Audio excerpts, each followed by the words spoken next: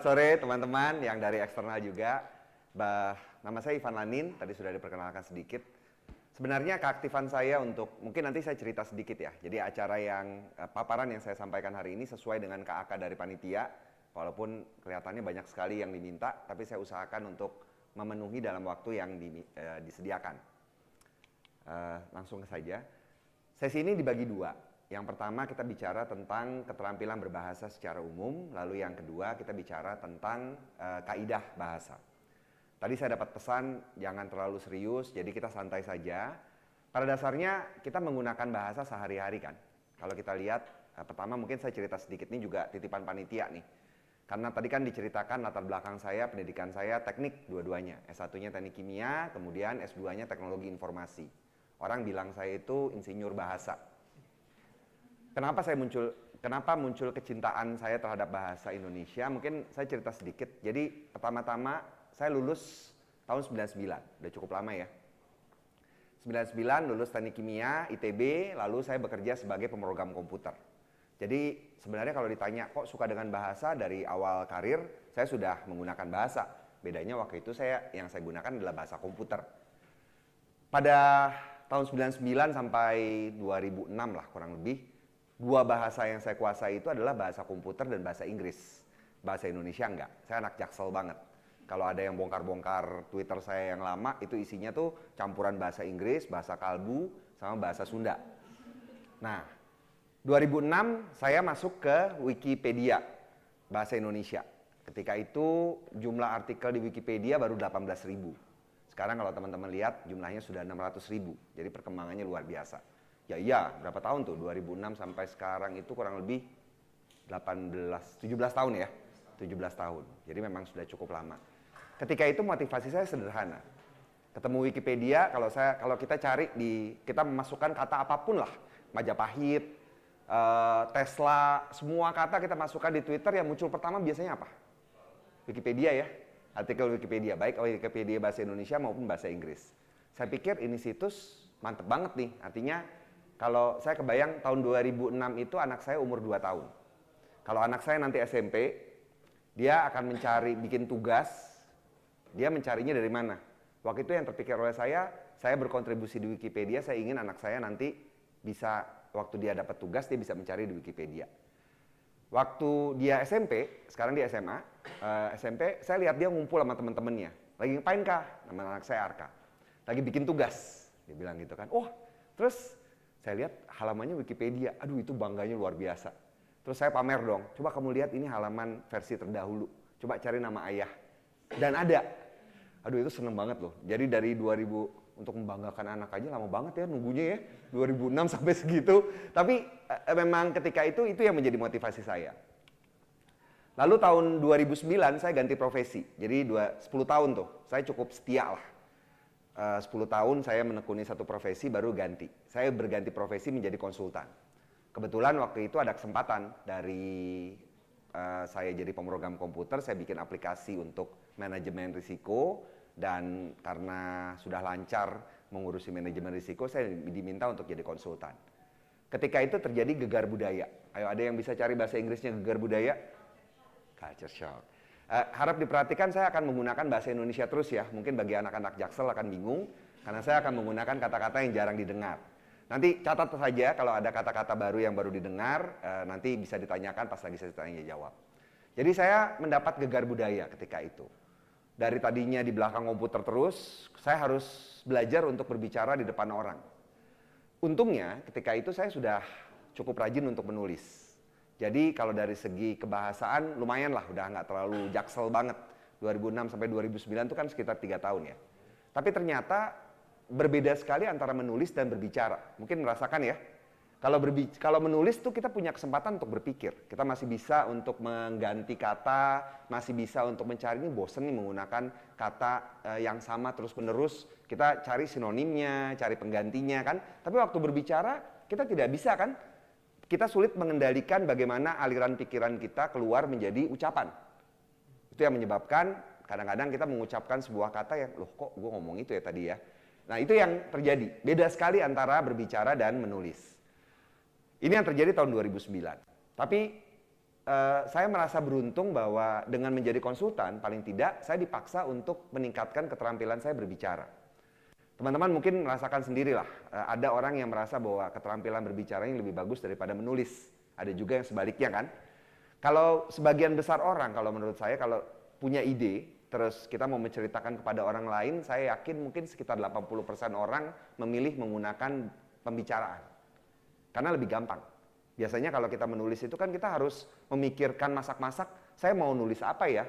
Terus kita harus menstrukturkan. Beda dengan ngomong. Kalau ngomong ya udah spontan aja, gue punya ide nih. Gimana kalau kita bikin kita jualan es lilin? Seru banget tuh. Kan tinggal misalnya kita pesen dari tetangga, terus nanti kita tinggal jual, naikin aja tuh marginnya jadi 50%. Lancar tuh ya. Kalau kita ngomong, coba disuruh nulis. Berhadapan dengan kertas, bikin proposal untuk jualan es lilin. Mungkin 2 jam kita kertasnya kosong terus kan. Nah saya punya kiat pertama-tama nih ya, bagi teman-teman yang merasa begitu menulis itu tidak lancar, ambil ponsel. Di ponsel kita kan ada alat perekam. Coba ucapkan apa yang mau kita tulis, itu untuk menulis apapun ya. Ucapkan apa yang kita tulis, biasanya hasilnya itu nanti lebih terasa natural. Nanti kita tuliskan apa yang sudah kita ucapkan tersebut. Kemudian tahun 2012 itu saya lulus S2 di UI. Kenapa saya ngambil S2 ini? Sebenarnya karena saya malu sih. Saya dari teknik kimia, terus kemudian saya menekuni bidang komputer, kok tidak ada bidang pendidikannya komputer sama sekali. Saya sering dicela-cela waktu itu, tidak sih.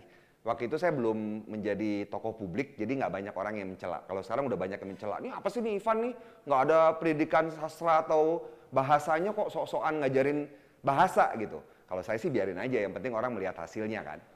Terus terakhir, itu tahun 2020 saya keluar dari perusahaan saya sebagai konsultan dan saya mendirikan Narabahasa. Jadi saya punya 3 karier. Pertama saya menjadi pemrogram komputer, kedua saya menjadi konsultan, ketiga saya jadi guru bahasa Indonesia. Sekarang ini kalau ditanya, kerjaannya apa sih anak saya kalau tanya kan, ayah kerjaannya apa sih sekarang? Guru bahasa Indonesia. Jawab saya sambil tersenyum. Tapi bedanya saya guru bahasa Indonesia untuk kaum profesional. Dari kecil kita belajar bahasa Indonesia, tapi kalau ditanya gitu ya, ini pintu, ini bukan pintu, apa ini tidak pintu? Kita pakai bukan atau tidak? Bukan ya. Saya bukan berdiri atau saya tidak berdiri?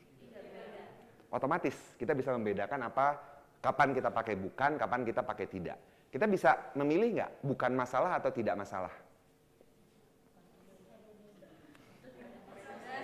Mikir ya, mikir kan? Jadi ada kata bukan, ada tidak. Dua-duanya digunakan untuk mengingkarkan, menegasikan. Bukan digunakan untuk kata benda. Tidak digunakan untuk selain kata benda. Itu secara alami kita tahu. Tapi begitu menemukan kata benda yang abstrak, kita bingung. Bukan perasaan atau tidak perasaan? Bukan perasaan ya. Sama aja. Jadi masalah itu sama dengan perasaan. Kata benda yang tidak nyata. Kata benda yang sifatnya abstrak. Kita pakainya harusnya bukan masalah. Saya seringnya pakainya enggak masalah ya. Iya enggak, itu kan kata tidak baku ya. Biar gampang, nggak pusing kita pakainya enggak. Nah ini yang menyebabkan, mendorong saya kemudian terjun sebagai guru bahasa Indonesia untuk kaum profesional. Jadi ini yang saya perlu tegaskan, teman-teman di sini kan kemungkinan memang pekerja profesional semua ya. Bikin surat, bikin peraturan, mungkin bikin laporan. Semuanya itu pasti perlu bahasa. Atasan teman-teman mungkin sering pusing. Ini tulisannya maksudnya apa sih? Nah itu yang sebenarnya menjadi sesuatu yang berusaha saya tangani. Kalau kita lihat, kita sudah tahu ketika kita menggunakan bahasa itu, kalau kita ikuti perjalanan kita kan anak kecil pertama-tama mendengar dari sekitarnya kan. Mendengar loh. Ada perbedaan antara mendengar dan mendengarkan. Kamu mendengar aja deh, nggak pernah menyimak. Mungkin ada beberapa, saya dulu sering diprotes oleh istri saya. Nggak pernah mendengarkan, saya coba lewat kuping kiri, keluar kuping kanan. Itu salah satu kelemahan laki-laki di luar dari banyak kelemahan yang lain ya. Nah, itulah menyimak. Menyimak adalah keterampilan pertama yang perlu dikuasai manusia. Kita belajar mendengar dari orang, mungkin ada yang suka dengar YouTube misalnya dari Deddy Corbuzier, itu kan sebenarnya yang mereka lakukan tuh cuma ngobrol, tapi dari ngobrol itu kemudian kita bisa belajar sesuatu. Kita menyimak. Yang kedua, kita belajar berbicara. Baru setelah kita bayi, dia mendengar ada ibunya ngomong ibu, bunda, mami, mama, umi, segala macam. Padahal itu konsepnya sama. Dia belajar untuk menirukan. Itu keterampilan yang kedua dikuasai, berbicara. Setelah itu bayi Arab, bayi Indonesia, bayi Rusia mungkin sama-sama mengucapkan mama, tapi cara menulisnya berbeda kan? Aksaranya beda. Nah, itulah keterampilan untuk membaca. Jadi yang ketiga itu membaca. Yang keempat, baru kita belajar menulis. Keempat keterampilan ini merupakan keterampilan berbahasa yang harus kita kembangkan. Tidak harus semua, tiap orang pasti punya kebutuhan masing-masing. Ada orang yang ingin jadi penulis aja di belakang layar, ya sudah dia hanya bisa menulis. Dia tidak merasa perlu untuk berbicara. Tetapi ada juga orang yang misalnya kerjaannya itu menawarkan barang atau produk kepada orang lain dan dia tidak merasa dia perlu menulis. Dia yang penting bicaranya jago. Tapi sebagian besar orang kalau menurut saya harus menguasai keduanya, baik menulis maupun berbicara. Sebagai konsultan kan saya keluar masuk perusahaan. Saya melihat bahwa biasanya waktu awal-awal itu orang lebih ditekankan menulis. Seiring dengan peningkatan jenjang karir, orang semakin dituntut untuk mampu berbicara. Menyampaikan sambutan misalnya, itu kan orang ditodong menyampaikan sambutan, kalau yang nggak lancar terbata-bata pasti. Sering sekali kalau kita mendengar orang ketika berbicara ngomongnya atau kita sendiri mungkin melakukan itu ya. Atau setiap kalimat diakhiri dengan gitu. Gitu, pernah dengar nggak orang yang ketika ngomong kayak gitu ya? Itu sebenarnya salah satu bentuk kegugupan. Ketika kita berbicara, kita kan harus menyinkronkan apa yang di otak kita dengan apa yang keluar dari mulut. Ketika kita berpikir, kita perlu jeda. Sama kayak hubungan juga kadang-kadang perlu jeda ya.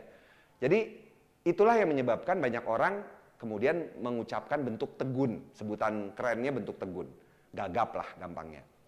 Jadi ini yang kita lihat keterampilan berbahasa yang kita perlukan. Sekarang ada lagi tambahan nih, yaitu kita perlu menggabungkan antara tulisan dan lisan. Hari ini saya bercerita kepada Bapak Ibu sekalian, saya menggabungkan kan paparan saya dengan apa yang saya ucapkan. Ini adalah keterampilan untuk menyajikan. Semua pekerja kantor biasanya harus diminta untuk menyampaikan presentasi. Sering ya, mungkin menyampaikan presentasinya udah bagus, tapi begitu di depan gagap. Susah untuk ngomong. Itu yang terjadi. Atau kebalikannya, ngomongnya lancar tapi presentasinya kacau. Presentasi yang isinya itu cuman salin tempel dari dokumen Word. Sering seperti itu tuh. Jadi presentasi dan tulisan itu berbeda loh. Presentasi yang kita lakukan itu tidak memaparkan satu kalimat atau satu paragraf lengkap. Kita hanya menggunakan kata-kata kunci. Teman-teman lihat dari tadi, saya tidak ada kalimat sama sekali kan ya. Bentuknya kata, satu kata, dua kata. Itu yang kita lakukan sewaktu kita mempresentasikan sesuatu. Nah, ketika kita menggunakan semua keterampilan berbahasa ini, kita akan memperhatikan dari dulu kita tahu ini, berbahasa yang baik dan benar. Tapi mungkin kita tidak tahu apa artinya. Baik itu artinya sesuai dengan konteks, benar itu artinya sesuai dengan kaidah. Kalau kita pergi ke pasar, ada yang mungkin pergi ke pasar ya, pergi ke pasar terus bilang ke tukang cabai, kita bilangnya cabai, walaupun bentuk bakunya cabai. Hai tukang cabai, siang ini indah sekali. Apakah saya dapat membeli 1 kilogram cabai? Bang, minta cabai sekilo bang. Kita ngomongnya kayak gitu kan ya, beda sekali gitu. Bahasa Indonesia itu memiliki perbedaan ragam formal dan non formal yang sangat jauh. Ketika kita menggunakan bahasa formal dalam situasi yang non formal, kita akan terdengar aneh. Ngomong ke teman kita, hai teman, senja ini indah sekali. Apakah Anda berkenan untuk pergi mengopi dengan saya? Nggak mungkin kita ngomong gitu. Tapi sebaliknya, kalau kita lagi rapat resmi, terus kita menggunakan bahasa seperti di pasar, itu juga nggak mungkin juga kan? Nah, susahnya orang Indonesia itu, kita harus menguasai seolah-olah dua bahasa. Kita harus bisa bahasa pasar, dalam tanda petik, non formal. Tapi di sisi lain ketika kita bekerja formal, kita juga harus menguasai bahasa formal. Itu yang menyulitkan. Itu yang disebut berbahasa yang baik, sesuai dengan konteks. Yang kedua adalah berbahasa yang benar. Tadi yang saya tanyakan kan, bukan. Kapan pakai bukan? Secara otomatis kita sudah tahu. Tetapi begitu ditanya sebuah kasus, kita bingung. Misalnya gini, ia bukan guru melainkan siswa. Atau ia bukan guru tetapi siswa. Melainkan. Itu pakai pengetahuan atau pakai naluri? Pakai naluri ya. Penutur asli sebuah bahasa biasanya pakai naluri. Kalau kita jalan-jalan ketemu dengan bule gitu misalnya di Jalan Jaksa, kan banyak bule ya Jalan Jaksa. Atau tanya pada bule itu, do you know how many tenses in English? Ada berapa bentuk kala dalam bahasa Inggris? Mungkin dia bengong.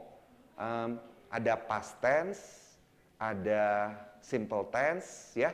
Tapi kalau kita, karena kita belajar bahasa Inggris, kita tahu bahwa ada 16. Ayo, yang lupa, silakan nanti pelajari lagi. Ada 16 bentuk kala. Kenapa? Karena kita belajar dengan sistematis. Nah, sebagai penutur asli satu bahasa, biasanya mereka itu nggak belajar secara sistematis, termasuk kita. Itu yang jadi kendala. Buat apa kita belajar bahasa? Kalau saya lihat ada 3 tujuan. Yang pertama, menyampaikan pesan dengan efektif. Pernah nggak punya teman yang ketika ngomong kita nggak ngerti dia maksudnya apa? Atau ketika dia nulis, ini udah ngomong panjang lebar, udah nulis panjang lebar, maksud lu apa sih? Sering terjadi ya. Itu karena dia tidak bisa berbicara dengan efektif atau menulis dengan efektif. Yang kedua, citra positif. Kalau ketemu orang ngomongnya belepotan, kita langsung, ih, payah banget sih ini orang. Itu yang muncul kan? Kita juga, orang akan menilai kita berdasarkan kemampuan kita untuk berbicara atau kerapian tulisan kita, pasti. Yang ketiga, proses efisien. Buat pegawai kantor mungkin sering ya bikin draft surat atau bikin draft laporan, ajukan kepada atasan, dibalikin. Koreksi nih, jelek banget sih tulisannya. 2 kali, 3 kali, 4 kali, itu kan buang waktu. Jadi proses bisa menjadi lebih efisien ketika dari awal bahasa yang kita gunakan sudah bagus. Mungkin ada yang pernah waktu bikin skripsi berhadapan dengan dosen pembimbing, pertemuan pertama yang dilakukan oleh dosen pembimbing adalah nih D-nya dipisah nih, dirangkai nih harusnya nih, benerin dulu. Selama 1 semester kerjaan cuma benerin tulisan doang, substansinya nggak pernah dibahas. Itu yang terjadi ketika kita tidak mampu untuk menggunakan bahasa dengan baik. Nah, ini yang membuat saya kemudian terjun sebagai pengajar. Saya merasa bahwa kepuasan saya itu di situ. Saya ketika saya menjadi konsultan, saya pulang ke rumah, yang terjadi adalah saya capek. Tapi waktu itu saya mengajar bahasa Indonesia beberapa kali dan saya pulang ke rumah dengan penuh energi. Itu yang terjadi. Yang pertama yang harus kita ketahui, tadi saya sudah sampaikan kan, kita itu formal dan non formal itu jauh sekali. Di dalam bidang yang lebih spesifik ketika kita menulis, kita harus memperhatikan kita menulis untuk apa. Mungkin ada yang hobi membuat puisi, ada yang suka membuat cerpen, tapi ada yang dapat tugas untuk membuat peraturan perundang-undangan. Sastrawan ketika diminta untuk membuat puisi, membuat cerpen, itu mereka lancar. Tapi coba suruh mereka bikin draft peraturan perundang-undangan. Pasti pusing.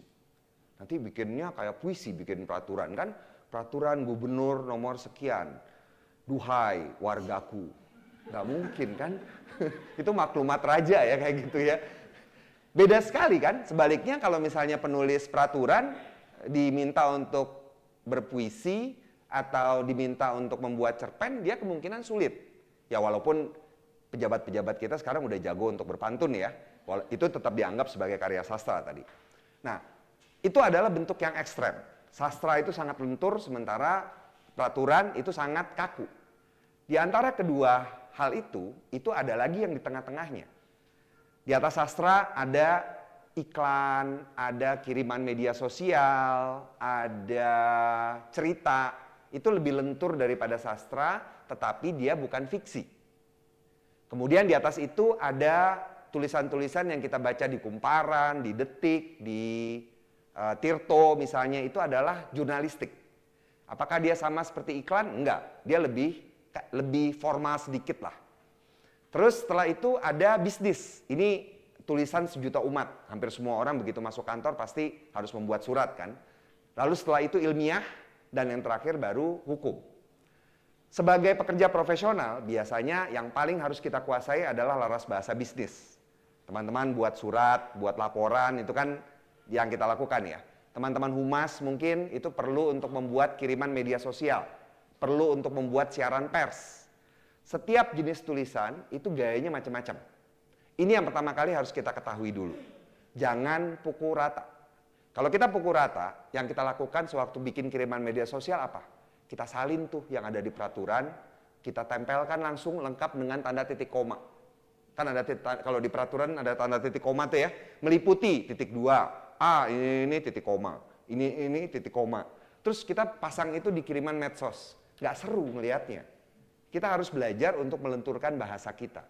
Sebaliknya, kalau orang terbiasa untuk menggunakan bahasa yang lentur, kemudian dia berusaha untuk membuat laporan yang resmi, akibatnya laporannya kelihatannya tidak formal. Nah, ini yang harus kita pelajari. Yang akan kita bahas hari ini dengan singkat ya, karena waktunya tidak panjang, biasanya saya satu hari itu hanya membahas satu jenis tulisan. Tapi kita coba untuk membahas dua jenis tulisan. Laras bahasa kreatif dan laras bahasa bisnis. Untuk bisa menguasai itu, kita biasanya mulai dari gagasan. Diminta bikin surat, tolong bikinin surat untuk permintaan bantuan dari dinas apa gitu misalnya. Yang kita lakukan, nulisnya apa? Ya udah tulis aja. Sehubungan dengan ini kami bermaksud meminta data dari dinas ini, misalnya ya contoh. Itu kan mulai dari sana. Kita punya gagasan, terus kita berusaha tuangkan. Jadi kita akan mulai dengan yang namanya wacana. Kita memikirkan dulu apa yang mau kita tulis. Punya ide, seperti kemarin. Saya sudah menulis, saya sedang dalam, saya punya target untuk menulis 365 hari, satu tulisan. Sekarang udah hari ke 165. Saya nulis macam-macam. Kemarin saya nulis cerpen. Saya punya idenya tuh muncul dari cerita teman saya. Teman saya tuh kebetulan dia agak dewasa sih topiknya ya. Jadi dia pasang spiral, terus dia sempat takut bahwa dia kebobolan. Maaf ya. Tapi ya itu maksudnya saya punya ide itu gara-gara ngobrol sama teman. Dari situ kemudian saya punya gagasan, saya pikirkan gimana ya bikin plotnya. Itu contoh sastra. Tadi kan ada bisnis, terus kemudian ada sastra. Lalu kita misalnya contoh lain kita diminta untuk membuat kiriman medsos tentang acara inilah misalnya. Membuat kiriman medsos tentang acara ini terus kita berpikir gayanya mau gimana? Gayanya mau formal atau gayanya mau santai? Terus apa yang mau dikedepankan? Apakah pembicaranya, apakah topiknya, atau kesempatan untuk memperoleh gelas cantik? Ada gelas cantik nggak sih? Nggak ada ya? Ya itu yang kita lakukan. Pokoknya kita mencari ide dulu. Ini namanya wacana. Kita memikirkan apa yang mau kita tulis. Setelah itu kita akan membagi tulisan menjadi bagian-bagian kan. Pernah nggak baca sebuah tulisan yang isinya satu paragraf? Lewat kiriman WA tuh biasanya pesan WA kan ada orang yang malas bikin paragraf ya. Pesannya panjang gitu, satu paragraf. Pusing ya bacanya ya. Kalau saya mengibaratkan paragraf itu seperti ketika kita berenang. Kalau berenang itu kan kita perlu waktu untuk menarik napas. Ketika kita membaca, kita menarik napas itu begitu paragraf selesai. Kalau paragraf belum selesai, biasanya kita akan tetap membaca kan untuk mengetahui secara utuh. Ini yang kedua. Yang ketiga, kita akan merangkai kalimat. Lalu yang keempat, kita memilih kata, dan yang terakhir kita memperhatikan ejaan. Ini adalah 5 satuan bahasa yang kita perhatikan sewaktu kita menulis. Yang membuat berbicara itu lebih gampang adalah karena begitu kita berbicara, kita tidak perlu membagi paragraf, kita tidak perlu memperhatikan huruf kapital. Dari tadi waktu saya ngomong, teman-teman dengar saya bilang pindah paragraf, nggak pernah kan? Tapi tahu bahwa itu pindah topik. Dari tadi saya ngomong, D-nya dipisah ya. Jakarta Smart City, J, S, dan C-nya huruf kapital kan saya nggak pernah ngomong kayak gitu ya. Itu perbedaan antara lisan dan tulisan. Enaknya berbicara, ya sudah yang perlu kita ketahui waktu mau ngomong nih, kita kan cuma perlu berpikir apa yang mau kita omongkan, terus kita memikirkan bagaimana cara merangkai kalimatnya, dan bagaimana memilih kata.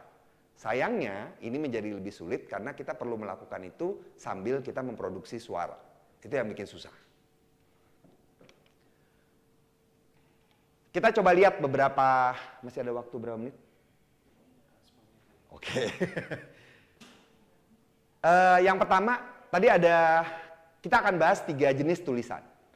Pertama adalah penulisan wara atau copywriting.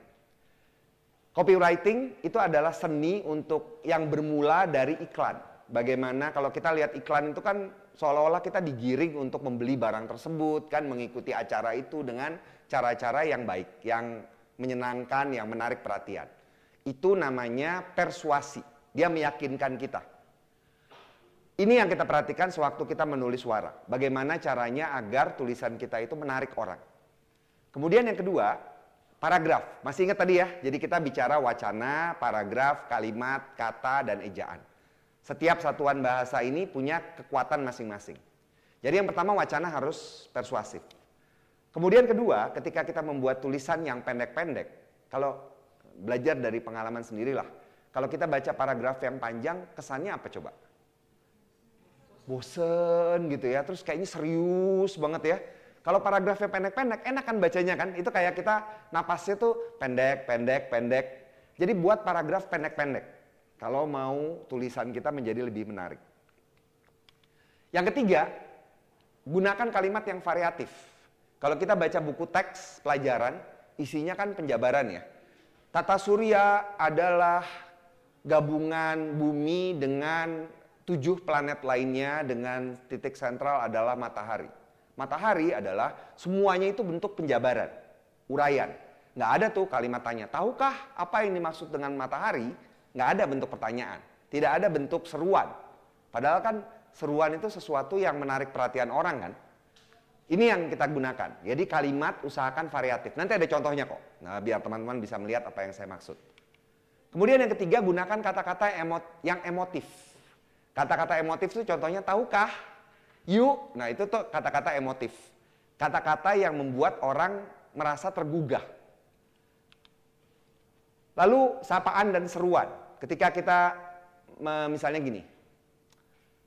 Jakarta Smart City akan mengadakan acara, ini apa, JSC Lab ya? JSC Lab Sharing. Ya, akan mengadakan JSC Lab Sharing pada tanggal sekian. Para peserta diharapkan mendaftar melalui saluran ini. Coba bandingkan dengan, panggilan kepada warganet apa? Apa? Smart Citizen. Ikut yuk acara yang diadakan JSC Lab berbentuk sharing. Jangan ketinggalan ya, tuh. Beda kan adanya kan? Jadi ketika kita menggunakan sapaan dan juga seruan, pesan yang kita sampaikan itu lebih menarik buat orang. Nah, buat sekarang nih, bahkan untuk buat kiriman media sosial pribadi aja, coba gunakan kalimat dan kata-kata yang lebih mendorong orang untuk merespons. Jangan datar doang, pada hari Minggu ku turut ayah ke kota. Naik delman istimewa, ku duduk di muka. Ya, jangan gitu. Seru banget loh.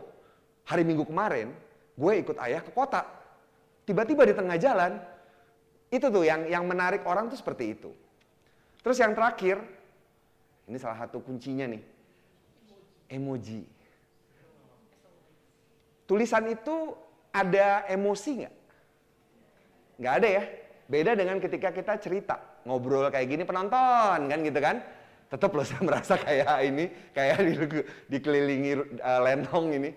Jadi emoji itu adalah cara orang untuk menyatakan perasaan dalam bentuk tulisan. Sekarang ada macam-macam, bukan hanya emoji aja, ada meme kan, ada stiker, ada GIF. Saya sih ya berdasarkan pengalaman saya menggunakan WA, jumlah atau frekuensi penggunaan stiker itu biasanya berbanding lurus dengan umur seseorang. Maaf ya, tapi biasanya begitu. Coba aja deh, ya kan? Orang tua saya itu banyak sekali emoji. Matur nuwun gitu loh. Oke. Banyak banget. Kalau anak saya minim banget, dia paling pakai emoji. Jadi kalau mau kelihatan muda, gunakan emoji, nggak usah gunakan stiker. Nah, ini yang diperhatikan orang.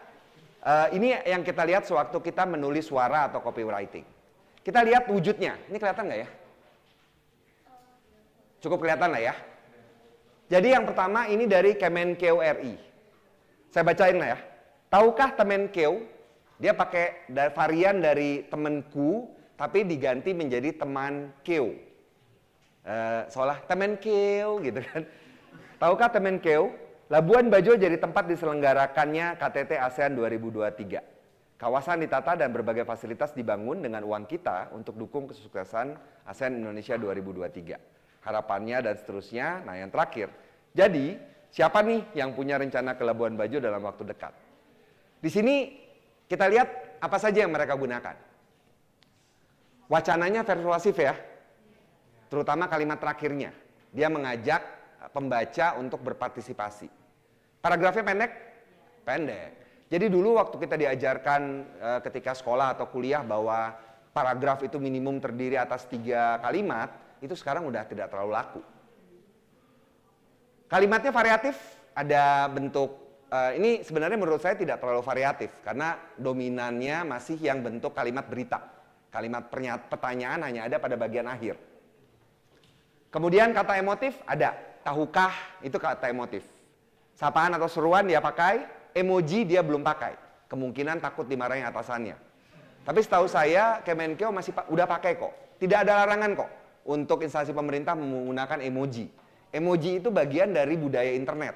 Kalau tidak pakai emoji justru orang merasa aneh. Ini dari Kemenkeu RI. Kedua, dari Greenpeace. Saya sengaja menampilkan dua contoh yang berbeda biar kelihatan gayanya seperti apa. Greenpeace ini LSM, mungkin teman-teman sudah tahu ya. Siapa yang sudah siap untuk nonton konser Coldplay di Jakarta nanti? Kalimat pertamanya udah menantang banget kan, buat anak-anak yang nungguin Coldplay itu udah semangat banget. Terus, tahu gak? Dalam rangkaian konser dunia tahun ini, Coldplay memilih Costa Rica sebagai negara pertama untuk konser mereka karena 98% sumber energinya berasal dari energi terbarukan. Itu pengetahuan baru buat kita. Tapi kita tertarik untuk membaca karena kalimat pembukanya ngomongin Coldplay. Kita tertarik bacanya. Kalau kita lagi gulir-gulir, gulir itu scroll ya. Lagi gulir-gulir IG, kita akan melihat dua baris doang kan biasanya kan. Untuk melihat lengkap kita harus klik dulu. Jadi kalimat pertama itu menentukan sekali. Jangan buat kalimat pertama, saya sering menemukan di instansi pemerintah nih ya, misalnya Kementerian Agama memiliki tugas dan fungsi untuk ini. Bosen orang baca itu kalau di proposal, di KAK, oke bikinnya kayak gitu. Tapi kalau bikin di kiriman media sosial, jangan. Kalimat pertama di kiriman media sosial itu harus menghentak. Harus membuat orang nggak bisa meleng. Itu yang pertama mesti kita lakukan. Terus, jadi paham kenapa kita harus dorong Indonesia tinggalin batu bara kotor dan segera beralih ke energi terbarukan? Pakai emoji. Dia sudah lebih maju daripada Kemenkeu. Tapi Kemenkeu udah pakai kok, udah pakai, tenang aja. Ini cuman kebetulan aja di sini mereka tidak pakai. Cek gimana upaya Coldplay untuk membuat konsernya menjadi seramah lingkungan mungkin. Semoga ke depan lebih banyak lagi konser yang dibuat lebih ramah lingkungan di Indonesia. Kedua jenis tulisan ini sama-sama menggunakan ragam bahasa yang cukup baku. Yang Greenpeace mereka dengan sengaja memilih beberapa kata tidak baku, tapi hanya beberapa. Secara umum mereka tetap baku kan. Coba lihat kalau kirimannya Kemenkeu semuanya baku. Kirimannya Greenpeace ada kata gak, ini tidak baku. Kemudian ada kata tinggalin. Dan ada kata gimana. Hanya ada 3 kata. Itu sengaja mereka selipkan di tengah-tengah biar tidak terdengar terlalu kaku. Ini saya nanya sendiri kepada mereka. Jadi mereka memang sengaja memilih itu. Itu bisa dilakukan. Selipkan aja. Orang kemungkinan besar tidak akan terlalu memperhatikan. Kalaupun mereka tanya, ya kita bisa bilang bahwa media sosial itu adalah campuran antara ragam lisan yang tidak terlalu kaku dengan formal yang dalam bentuk tulisan. Ini untuk penulisan wara, copywriting. Mudah-mudahan dengan satu salin dia ini teman-teman bisa menangkap ya, yang saya maksud ya. Yang jelas, pertama yang harus kita pikirkan bagaimana dari kalimat pembuka, pesan kita itu sudah menarik untuk orang. Itu yang perlu kita lihat. Jenis yang kedua adalah surat. Ini mulai bagian yang membosankan sedikit. Surat ya kayak gini aja ya. Cuman tetap aja loh ya. Saya udah ratusan pelatihan sampai sekarang sejak tahun 2020 yang saya adakan untuk berbagai lembaga. Belum ada satu surat pun yang bebas dari kesalahan. Belum ada sampai sekarang. Nah, adalah yang misalnya nulis atas perhatiannya kami ucapkan terima kasih. Perhatian dan kerjasama dirangkai. Terima kasih dirangkai. Hal sederhana seperti itu kadang-kadang mengganggu, tetapi orang banyak yang menganggap remeh. Padahal citra itu kan muncul dari tulisannya. Ketika tulisannya tidak teratur, citra orang itu bisa tercoreng, apalagi lembaga. Kalau kita lihat, penulisan surat itu ada formatnya. Setiap instansi boleh menggunakan format masing-masing, tapi secara umum formatnya kurang lebih seperti ini. Kita bisa lihat ada 3 bagian. Bagian pertama, atas, bagian tengah, dan bagian bawah. Bagian atas dan bawah biasanya bentuknya administratif. Kalau kita bikin pakai surat elektronik, surel, bagian atas dan bawah kira-kira ada nggak? Nggak ada ya. Kalau kita bikin email, surel, itu kita langsung pesannya kan, bagian tengah. Nah, kenapa bagian atas dan bagian bawah harus tetap ada? Ini harus ada untuk menunjukkan otentisitas namanya. Bahwa surat ini memang benar-benar berasal dari lembaga A. Itu tujuannya. Kalau bikin surat cinta bagian atas dan bagian bawah nggak usah ada. Nggak usah ada. Beda jadinya. Ini surat resmi. Nah, bagian tengah yang menjadi fokus kita. Mungkin bagian atas dan bawah, nanti kalau ada yang mau ditanyakan boleh silakan. Tapi saya tidak bahas secara detail. Saya bahas yang bagian utama. Ketika kita menyusun apapun, kita bagi tulisan kita menjadi 3 bagian. Bahkan ketika kita membuat pesan WA. Bagian pertama adalah pembuka. Bagian kedua isi utama. Bagian ketiga adalah penutup. Kita mau mengontak orang, mau meminta dia untuk mengisi acara yang diadakan oleh lembaga kita.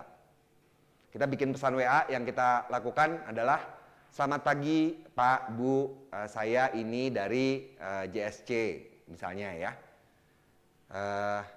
kami akan mengadakan acara ini pada tanggal sekian. Kami bermaksud mengundang Bapak, Ibu sebagai pembicara untuk acara ini. Atas perhatiannya kami ucapkan atas perhatian Bapak atau Ibu kami ucapkan terima kasih. Coba perhatikan di situ. Ada pembuka, ada isi, ada penutup. Jangan tiba-tiba, selamat pagi Pak, titik. Udah, habis itu kita nunggu dulu dia bales. Jangan, kelamaan. Saya kalau ada orang ngirim gitu ke saya biarin aja dulu. Ya kalau ngasih tahu tuh jangan sepotong-sepotong gitu loh. Karena sekarang kan apalagi WA itu banyak sekali dari apalah spam gitu ya. Jadi kalau ada cobaan selamat pagi Pak gitu, bagaimana hari ini? Saya cuekin. Kalau misalnya dia tidak melanjutkan ya sudah. Pada akhirnya kemudian kalau emang benar-benar perlu dia akan kontak ke narabahasa. Tapi ketika kita mengirim pesan kepada seseorang, kita harus berusaha dalam tempo seketika orang itu sudah tahu apa yang kita maksud. Jadi jangan dicicil. Langsung aja tulis semua. Tapi bagi 3. Pembukanya, salam dulu, kemudian inti utamanya, lalu penutupnya. Semua pesan kita buat seperti itu, termasuk surat. Coba teman-teman perhatikan, ini mungkin tidak terlalu kelihatan ya. Tapi surat ini dibagi 3 bagian. Kelihatan ya paragrafnya ya? Dengan hormat. Dalam rangka dan seterusnya, terus paragraf kedua berkenaan dengan ini, terus detailnya, terus penutupnya atas perhatian dan kerjasama saudara kami ucapkan terima kasih. Ada 3 bagian. Coba ingat-ingat waktu bikin surat, bikinnya berapa bagian? Saya yakin biasanya cuma bikin 2 bagian. Betul nggak? Dalam rangka ini kami bermaksud mengundang, kayak gitu biasanya kan ya. Itu menyatukan bagian pembuka dan bagian isi berarti. Bolehkah? Ya boleh-boleh aja sebenarnya. Cuma biasanya kan kita waktu menjabarkan pendahuluan kita perlu lebih mendetail. Kalau itu yang terjadi susah kita menjabarkan detailnya. Kalau bisa usahakan minimal semua surat dibagi menjadi 3 paragraf. Bagian pertama pendahuluan dulu, menyampaikan apa yang mau kita bahas dalam surat tersebut, pembahasannya, lalu penutupnya. Yang kedua adalah laporan. Ini contoh laporan sederhana. Kalau kita lihat laporan itu bisa dibagi menjadi 3 jenis berdasarkan sifatnya. Pertama yang paling sederhana namanya laporan informatif. Kalau kita habis melakukan sesuatu, kita buat laporan. Laporan pertanggungjawaban, laporan kegiatan. Yang kedua namanya laporan analisis. Laporan analisis kita buat ketika kita diminta atasan atau kita perlu membuat sesuatu yang ada kajiannya. Itu laporan analisis. Ketiga, laporan persuasif. Laporan persuasif kita buat yang paling sederhana, mungkin teman-teman sering membuat KAK, membuat proposal. Tidak tahu KAK? TOR pasti tahu dong. Terms of Reference. Sama, saya pernah tuh waktu itu dapat undangan dari seseorang dari sebuah kepanitiaan ya. Terus dia, pagi, bagus itu yang ngirimnya. Pak, pagi Pak, kami bermaksud mengundang Bapak. Oh ya, saya jawab. Terima kasih, mohon kirimkan TOR-nya. Saya minta gitu kan. Terus diem gitu, dia lama nggak balas-balas kan. Kok nggak balas-balas ya, saya heran ya. Saya bilang tolong kirimkan ke AK-nya. Dia lama nggak balas-balas. KAK sama dengan TOR Bu. Saya jawab, saya tulis gitu kan. Oh kalau TOR kami punya Pak. Kita itu seringkali yang kita ketahui itu bahasa Indonesianya. Coba MOM. MOM pasti tahu kan? Bahasa Indonesianya MOM apa?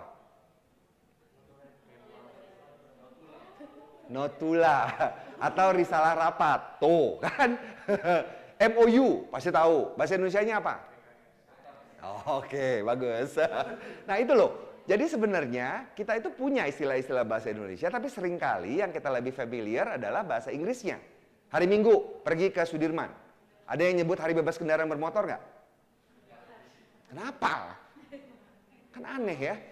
Namanya tuh hari bebas kendaraan bermotor. Boleh kita sebut CFD, cuman kita tahu bahwa paling tidak nama bahasa Indonesianya adalah hari bebas kendaraan bermotor. Terus kalau polisi itu mengubah arus lalu lintas, ada yang tahu nggak bahwa itu namanya lawan arus? Taunya counterflow kan? Oke, kembali lagi ke laporan. Jadi laporan itu ada 3 jenis, yaitu laporan informatif, laporan analisis, dan laporan persuasif. Kalau kita misalnya bikin laporan kegiatan, itu masuknya laporan informatif. Laporan analisis kayak kita bikin laporan skripsi atau laporan penelitian. Kelihatan bedanya ya? Jadi laporan informatif itu kita hanya menyampaikan informasi, laporan analisis kita memberikan analisis. Bedanya itu yang paling utama. Nah, ini yang paling gampang nih, 2 halaman. Jadi sekarang ini, saya lupa dari mana ini ya. Dari Setkap, ini dari Setkap, dari salah satu pelatihan. Kalau teman-teman perhatikan, pada dasarnya laporan pun dibagi menjadi 3 bagian. Ada pendahuluan, ada pembahasan, dan ada penutup. Cuma biasanya, kan teman-teman biasanya dapat contoh laporan itu dari yang sebelum-sebelumnya kan. Kita ikuti aja, kita tidak berusaha memahami laporan ini isinya apa. Coba nanti bagi deh, perhatikan format laporan yang biasa dibuat dan bagi. Walaupun subjudulnya itu ada lebih dari 3, biasanya kita bisa mengotak-ngotakkan. Bagian pendahuluan adalah informasi yang sudah diperoleh sebelumnya. Bagian inti itu adalah yang baru yang mau kita tunjukkan. Penutup itu biasanya simpulan dan saran. Jadi kalau diminta membuat laporan terus kita bingung formatnya apa, buat langsung 3 bab. Bab pertama pendahuluan, bab kedua pembahasan, bab ketiga penutup. Udah, beres. Laporan itu pada dasarnya hanya terdiri atas 3 bagian itu.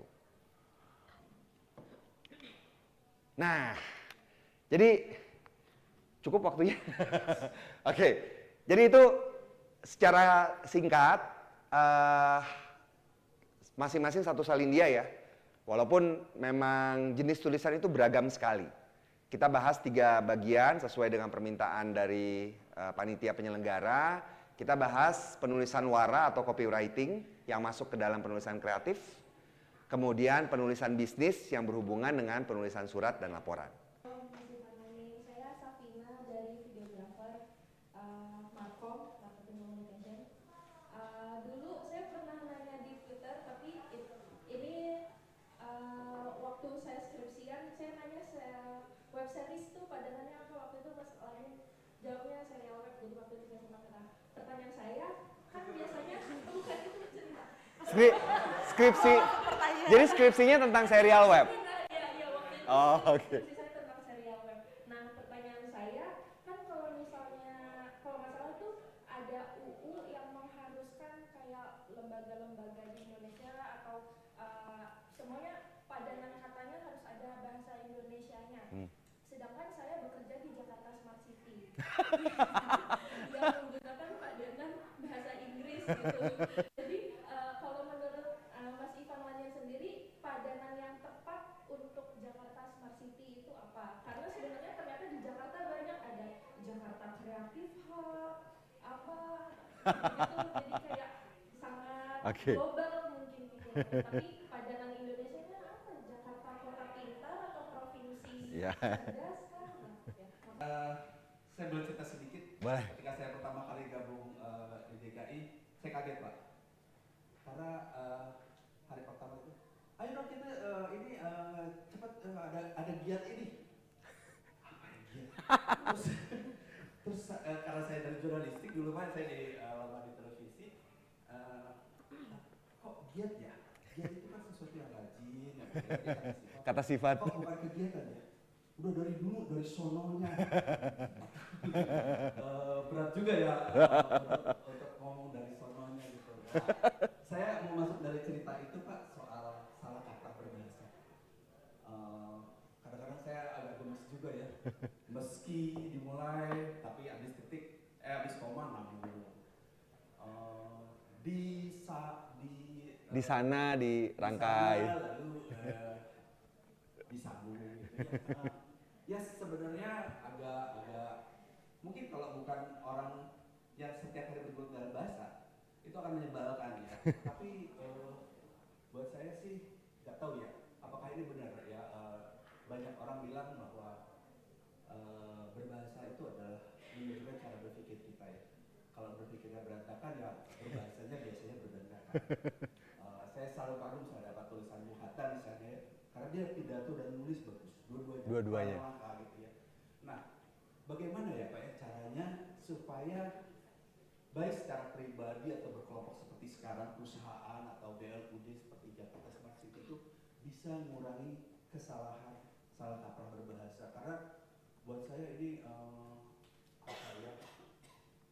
penting banget gitu ya, yang seronok, yang bahasa Melayu artistik segala macam kok jadi sensual ya misalnya. Hal itu Pak yang baik. Karena tadi juga dicontohkan oleh saya juga sangat terganggu dengannya diselenggarakannya KTT ASEAN, kan cukup diselenggarakan KTT ASEAN karena nya itu KTT ASEAN. Ya, terima kasih Teh. Saya punya freelance nih, kerjanya sebagai talent manajemen.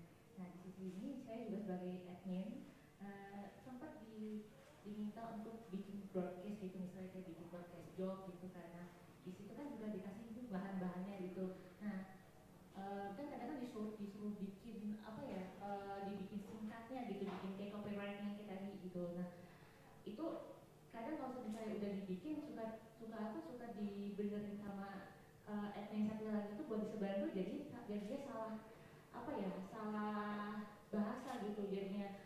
Nah itu apa ya, contoh nih misalnya nih ada yang pakai bahasa Inggris, ada yang pakai bahasa Indonesia, kadang di mix gitu. Nah itu misalnya ada kata-kata yang bahasa asing gitu. Nah itu bagaimana cara membuatnya itu seperti kata yang mudah dipahami oleh semua talent di sana.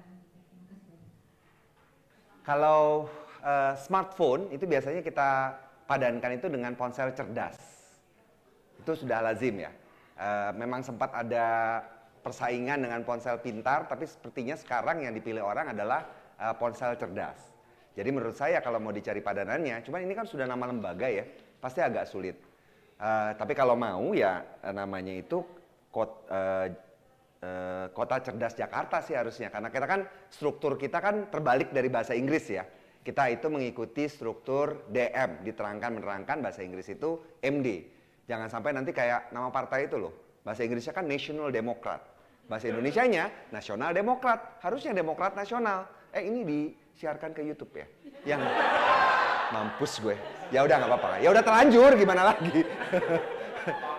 Atau kita waktu ngomong kita ngomongnya media sosial, sosial media, padahal kita tahu harusnya media sosial dibalik. Nah itu yang perlu kita waspadai. Struktur bahasa Indonesia berbeda dengan struktur bahasa Inggris. Kemudian yang kedua, aduh Pak Ramdan ini berat sekali jawabannya.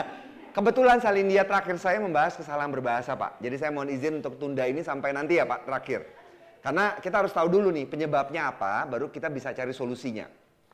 Terus yang terakhir dari Mbak Paramita, ini juga berat pertanyaannya Mbak.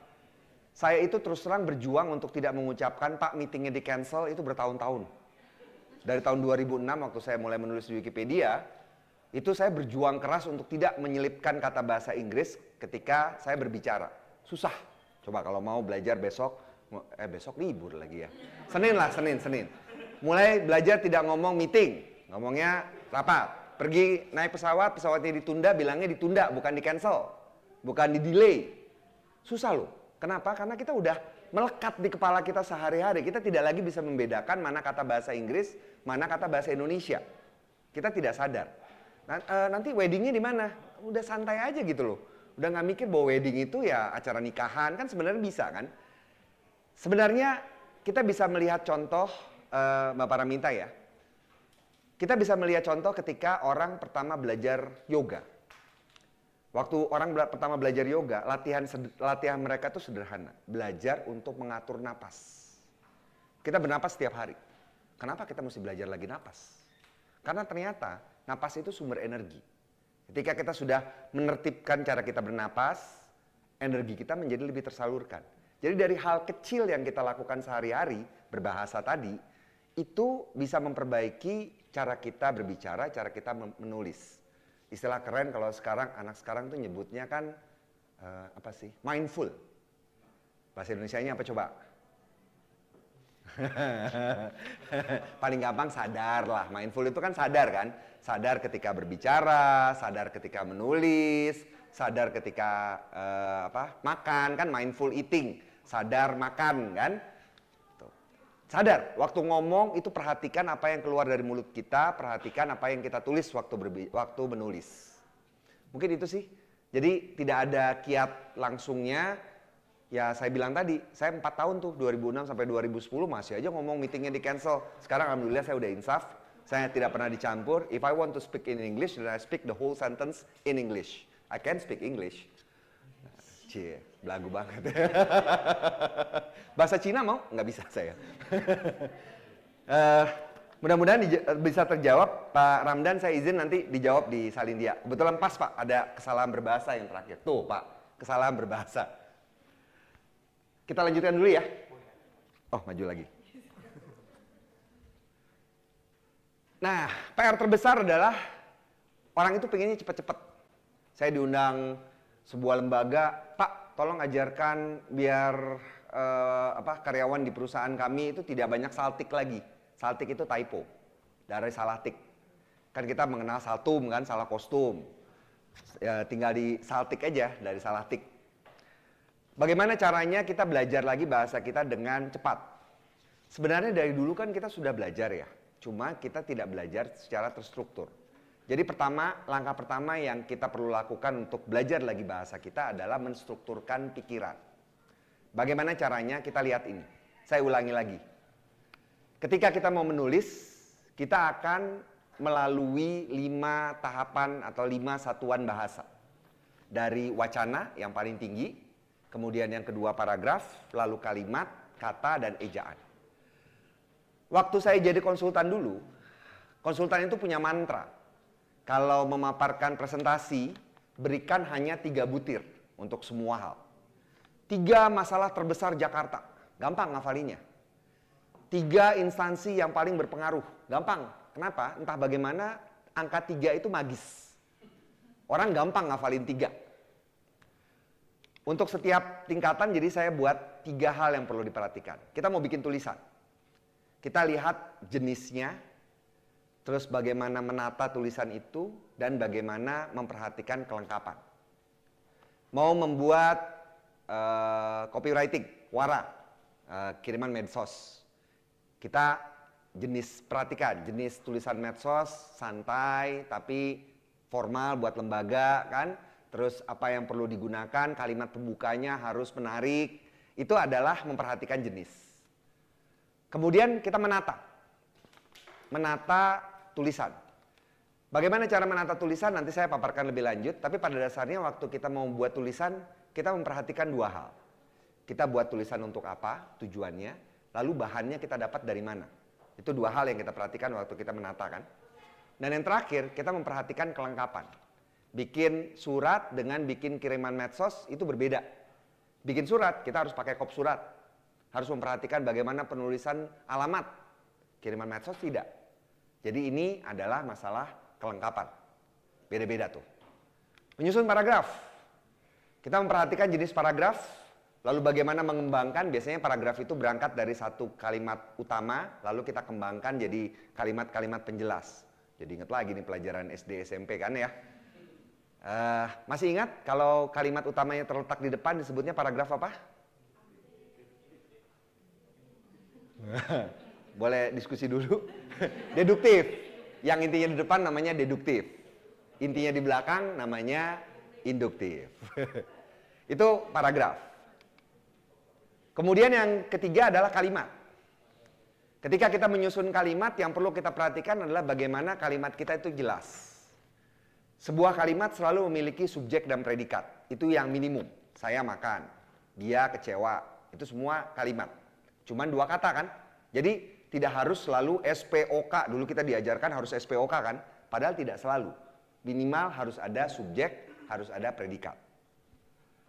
Kemudian kata. nah kalau kata ini terus terang sampai sekarang saya belum menemukan bagaimana cara mengajarkan yang gampang.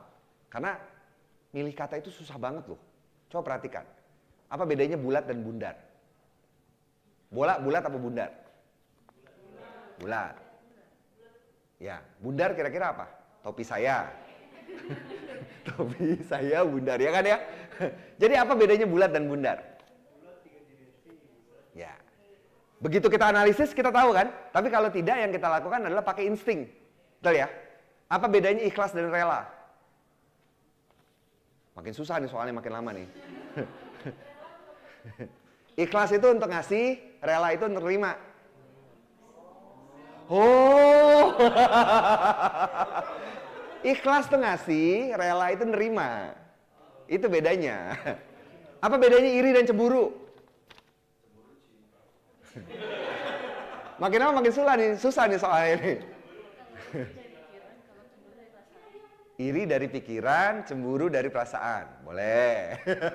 Sebenarnya iri itu untuk sesuatu yang kita belum miliki, kita pingin. Itu iri itu. Cemburu kita sudah punya, kita takut lepas. Jadi jomblo boleh nggak cemburu?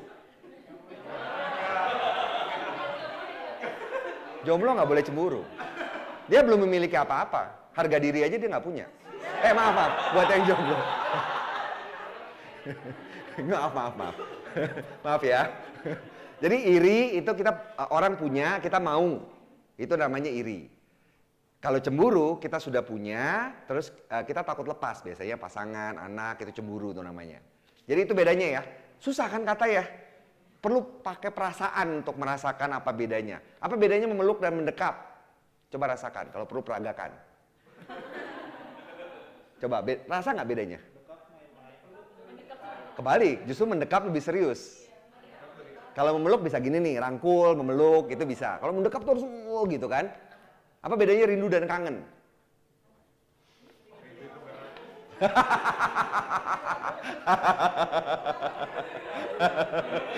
Biar dilan aja ya. Nggak ada bedanya kalau itu. Nah itu kata yang sulit adalah bagaimana kita memilihnya. Dan yang terakhir yang sangat receh sebenarnya adalah ejaan. Ini cuma dipisah atau tidak, itu kan kadang-kadang bingung ya. Terima kasih dipisah apa enggak? Dipisah. Balai kota dipisah apa enggak? Bisa. Olahraga dipisah apa enggak? Enggak sambung kan? Kadang-kadang harus dihafal. Memang di dalam waktu kita belajar semua bahasa kan seringkali kita harus hafal ya. Kayak bahasa Inggris gitu. Kita belajar bahwa ada pola kalau bentuk lampau pakai ed belakangnya. Arrive jadi arrive. Tapi kita tiba-tiba dari go jadi went. Do jadi did. Nggak ada pola banget kan? Itu kita mesti menghafal. Semua bahasa pasti ada yang perlu dihafal. Hafal ya bahwa dalam bahasa Indonesia kalau ada kata yang diawali K, P, S, dan T diberi awalan me, itu huruf pertamanya akan luluh. Kena, jadinya mengenai. Terus P, pakai, jadinya memakai. Siram, menyiram, bukan mensiram kan. Terus tutup, menutup. Pengecualiannya cuma dua, yaitu mempunyai dan mengkaji. Ingat aja tuh, hafal. Nggak usah tanya kenapa. Sama kayak kita nggak pernah nanya kenapa dari go jadi went. Nggak pernah nanya kan kita kan? Ada, pasti ada alasannya, cuma mungkin itu sudah terkubur bersama para pendahulu kita. Kita udah nggak tahu lagi kenapa itu terjadi. Jadi dalam bahasa Indonesia ada beberapa pengecualian. Itu semua bahasa seperti itu. Itu yang kita perhatikan waktu kita melihat ejaan. Kita mulai dari satu dulu ya, wacana yang pertama. Ini adalah modal utama sewaktu kita ingin menulis apapun, sewaktu kita ingin berbicara apapun. Tadi kan saya sampaikan, contoh yang saya sampaikan adalah wara atau kopi, terus surat, lalu laporan. Tapi waktu kita mau menulis apapun, caranya sama. Yang pertama yang kita lakukan, kita buat penyiapan dulu. Seperti orang mau masak kan bumbu-bumbunya kita ambil dulu, terus kita mikir, oh ini mau buat nasi goreng. Nasi gorengnya pakai udang, nasi gorengnya pakai ikan asin. Aduh jadi pengen saya. Nah, kadang-kadang gitu ya, baru ngomong aja kadangnya jadi pengen. Penyiapan dulu. Ketika kita ingin membuat tulisan, yang kita siapkan ada dua. Tujuan kita sama bahan. Itu yang kita siapkan dulu. Kalau mau nulis belum punya tujuan, perlu pikirkan ulang deh. Bener nggak sih mau nulis? Harus punya tujuan. Misalnya tujuannya mau diterbitkan. Ya bisa aja tujuannya sesederhana ingin mendokumentasikan hidup. Itu namanya diary atau jurnal. Boleh. Boleh banget. Ada banyak penulis terkenal yang punya jurnal.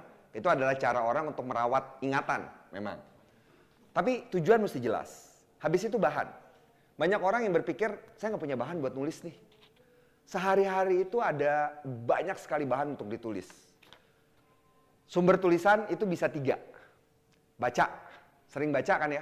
Bahkan kalau lagi jalan terus lihat ada ada tulisan di belakang truk, "Kutunggu jandamu" misalnya.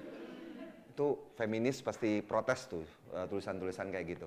Tapi bahkan dengan mengamati sekitar saja itu kita bisa menjadi bahan tulisan buat kita. Itu namanya membaca. Ya terus orang bilang, "Boleh nggak sih kalau saya menulis tapi saya males baca?" Itu udah sering sekali saya terima.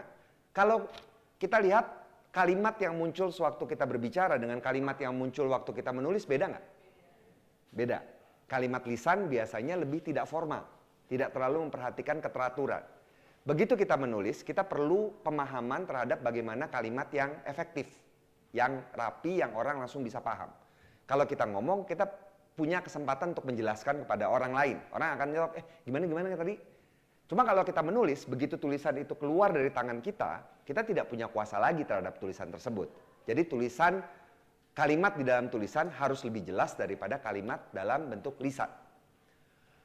Kemudian jadi bacaan, itu yang pertama. Kemudian yang kedua amatan, seperti yang saya sampaikan tadi. Waktu itu saya pernah bikin tulisan, tadi saya bilang ya, saya tiap hari sekarang menulis, cuma gara-gara tetangga sebelah saya bakar sampah. Saya sebel. Bau kan ya, apalagi kalau terbiasa lari pagi, nggak enak banget tuh pagi-pagi keluar dengan bau asap gitu ya. Terus saya berusaha mencari tahu, bisa nggak sih kita protes tetangga kita yang bakar sampah. Ternyata ada aturannya. Nah gara-gara itu saya buat tulisan. Walaupun tidak terlalu serius seperti ahli hukum ya. Cuma paling tidak saya mulai dari sana. Itu kan pengalaman kita kan. Kemudian kita juga bisa buat tulisan berdasarkan obrolan. Kita ngobrol sama teman gitu, kayak saya punya ide bikin cerpen itu gara-gara ngobrol dengan teman saya misalnya. Itu bisa kita gunakan sebagai bahan obrolan. Contoh lain misalnya, ada yang tahu Mbak Ika Natasha? Kak Ika Natasha? Nah, Kak Ika Natasha itu pernah kami wawancarai, ada acara narabahasa, namanya tuh Kicauan Narabahasa di Twitter Space, kira-kira sebulan yang lalu lah. Kami tanya kan, ide tulisan Kak Ika itu biasanya apa? Tokoh-tokoh di dalam novel-novelnya Kak Ika itu rata-rata banker. Ini belum ada kata bahasa Indonesia yang nyaman ya. Petugas bank. Nggak enak, petugas bank itu kayaknya yang depan itu kan ya. Biarinlah, dia pasti pakai istilah itu. Profesional bank, nah mungkin itu ya. Nah, tokoh-tokohnya Kak Ika itu rata-rata banker kan. Tetapi novel yang terakhir, Heartbreak Motel, kalau penggemarnya Kak Ika pasti tahu, Heartbreak Motel itu tokohnya adalah selebritas, aktor, aktris tepatnya. Kenapa dia bisa tahu itu? Karena waktu ngambil film atau gambar untuk film-film dia itu berinteraksi secara intensif dengan para pemeran filmnya. Dari situlah kemudian dia bisa tahu perasaan orang-orang tersebut. Cuman dari ngobrol, dia bisa bikin novel. Jadi jangan remehkan kekuatan ngobrol. Jangan gunakan ngobrol hanya untuk gosip ya. Gunakan itu untuk memancing ide tulisan. Kalau bahasa kerennya, bacaan itu studi literatur. Kalau bikin karya ilmiah kan kita ada studi literatur kan, itu bacaan. Terus amatan itu observasi, eksperimen. Kemudian obrolan itu nama kerennya interview. Sebenarnya ngobrol itu kan pada dasarnya kan. Setelah kita menyiapkan, sudah punya tujuan, sudah punya bahan, mulailah menulis. Menulis itu tidak diimpikan, tapi diwujudkan. Jadi kalau punya, saya pengen jadi penulis, nanti mulai tanggal 1. Tanggal 1 kayaknya lagi masih sibuk nih, nanti tanggal 1 bulan depan, sampai kapanpun nggak akan nulis. Begitu pengen nulis, tulis. Bahkan lewat ponsel pun bisa loh kita nulis kan. Ketika kita menulis, yang harus kita perhatikan adalah struktur. Ini yang paling utama. Orang itu waktu berbicara, kita bisa loncat-loncat. Ngomong-ngomong, begitu udah ngomong-ngomong tuh kalau udah buku, itu bisa jadi bab baru tuh. Tapi waktu menulis, kita harus terstruktur. Karena kita tidak punya kendali terhadap bagaimana orang mengartikan apa yang kita tulis. Struktur seperti yang saya ulang-ulang tadi selalu terdiri atas 3 bagian, pembuka, isi, penutup. Mau bikin esai, pembukanya apa? Rumuskan masalah dulu. Punya pendapat nih misalnya tentang apa? Punya pendapat bagaimana menangani kemacetan Jakarta. Berat kali ya topiknya ya. Ya ambil contoh itulah. Seperti kita ketahui Jakarta semakin lama semakin macet. Makin lama makin macet. Yang baku makin ya, bukan semakin. Makin lama makin macet. Kemacetan ini muncul karena ini. Jadi kita kemukakan masalah, kalau perlu kita ungkap penyebabnya, lalu kemudian kita analisis bagaimana cara mengatasinya. Itu esai. Jadi dimulai dari rumusan masalah, lalu kemudian cari penyebab, kemudian berikan solusi dan penutup. Berita. Mau bikin berita tentang pelaksanaan sebuah kegiatan. Kalimat pembukanya adalah Jakarta Smart City adalah sebuah aktivitas, sebuah usaha yang dilakukan oleh pemerintah Jakarta. Itu kayak keakak bikinnya. Berita itu kalimat pembuka, paragraf pembukanya adalah paragraf yang langsung memberikan asdikamba. Ada yang pernah tahu? Apa, siapa, di mana, kapan, mengapa, dan bagaimana. Oh, 5W 1H. Lebih familiar dengan bahasa Inggris ya daripada bahasa Indonesia ya. Ingat ya bahasa Indonesianya asdikamba. Apa, siapa, di mana, kapan, mengapa, dan bagaimana. Bagus kan? Mau adik Simba juga boleh. Sama aja, tinggal dibolak-balik aja. Itu kan akronim kan jagonya orang Indonesia bikin akronim kan. Nah, struktur sebuah berita, apapun beritanya, bahkan itu merupakan berita yang dimuat di situs web organisasi, selalu mengikuti struktur piramida terbalik yang dikenal di dalam jurnalistik. Paragraf pertama itu namanya teras atau lead. Itu menjawab pertanyaan asdikamba tadi. Paragraf kedua dan seterusnya itu memuat inti atau badan. Lalu paragraf terakhir disebutnya ekor atau tail. Buat makalah ilmiah, kemarin saya baru menyeleksi 118 makalah untuk Kongres Bahasa Indonesia 12. Pusing bacanya dan kayak baca novel. Begitu ketemu makalah yang bagus, saya ketawa-tawa, seneng. Begitu ketemu makalah yang jelek, sedih, muncak-muncak sendiri. Ini gimana sih, goblok banget sih ini orang. Cuman ya sendiri ya, jadi nggak ke publik. Nah, makalah itu selalu terdiri atas 5 bagian. Udah jelas banget kok itu. Ada pendahuluan pertama, ada studi literatur, ada metode, ada hasil pembahasan, ada simpulan. Selalu makalah itu. Tiba-tiba mau bikin makalah kayak bikin cerpen, nggak mungkin. Jadi kita mesti mengikuti struktur dalam bentuk tulisan yang kita buat. Lalu yang terakhir kita perhatikan bagaimana cara menyajikannya. Setiap bentuk tulisan itu punya pakem, baik dari segi media maupun formatnya. Lewat wacana. Dan nih, kita udah merancang. Ambil contoh deh, misalnya kita mau bikin, pulang dari sini tiba-tiba punya ide. Saya mau bikin tulisan blog. Gampang sekarang kan ada Medium, ada WordPress, ada cukup banyak. Wattpad saya nggak tahu bisa buat blog apa enggak. Cuma punya ide nih, mau bikin tulisan apa yang dipelajari dari sesi hari ini. Ini sentilan loh ya sebenarnya. Saya harapkan setelah ini bikin tulisan, jangan cuma denger doang. Janji ya, bikin tulisan ya. Mau bikin tulisan tentang suasana ruangannya, mau apa terserah. Punya ide. Bagaimana cara menuangkan pikiran menjadi tulisan dengan lancar. Saya punya itu. Jangan tiba-tiba judulnya itu semua, jangan ya. Punya ide kayak gitu. Terus apa yang kita lakukan? Kita akan mikir. Kita mulai dengan satu kalimat dulu biasanya. Sesi tadi sore sangat seru, misalnya gitu. Mulai dari pernyataan itu. Tapi contoh saya kayaknya nggak kayak gitu. Jadi kita lihat contohnya aja ya. Mengembangkan paragraf itu biasanya berangkat dari satu gagasan pokok yang mau kita sampaikan. Kita lihat contohnya. Ini. Saya ambil dari salah satu contoh surat yang proposal kalau nggak salah ini, proposal. Ketaatan penerapan standar pelayanan oleh aparatur penyelenggara pelayanan publik pada 133 unit kerja pelayanan publik UKPP makin meningkat. Subjeknya panjang banget ya. Inti subjeknya itu yang ketaatan sampai dengan pelayanan publik itu subjek. Predikatnya adalah makin meningkat. Jadi kalau mau disederhanakan itu adalah ketaatan makin meningkat. Udah, itu intinya tuh. Itu intinya. Nah, kita mulai dengan ini. Terus kita kembangkan gagasan kita menjadi kalimat-kalimat penjelas. Hal itu disebabkan Kalimat nomor 2 ya. Kalimat nomor 3, berkat upaya tersebut. Jadi ada ide pokok, terus kemudian dicari sebabnya, dicari akibatnya. Itu pola hubungan apa? Sebab akibat. Kausalitas bahasa kerennya. Nah, ini pola yang kita lakukan waktu kita mengembangkan paragraf. Jadi kita berangkat dari satu pikiran utama, lalu kita kembangkan. Ini gampang nih. Ini namanya paragraf deduktif. Intinya di depan. Lawannya paragraf induktif. Intinya di belakang. Untuk tulisan non-fiksi, mayoritas paragrafnya disusun dengan paragraf deduktif. Intinya di depan. Kenapa? Karena penulis non-fiksi biasanya lebih senang untuk mengungkapkan pikiran lebih dahulu. Intinya apa, baru kemudian dia kembangkan. Ketika kita kemudian melihat paragraf, selama ini kan mungkin teman-teman nulis paragraf ya nulis aja. Sebenarnya ada yang kita perhatikan untuk menjaga kualitas paragraf.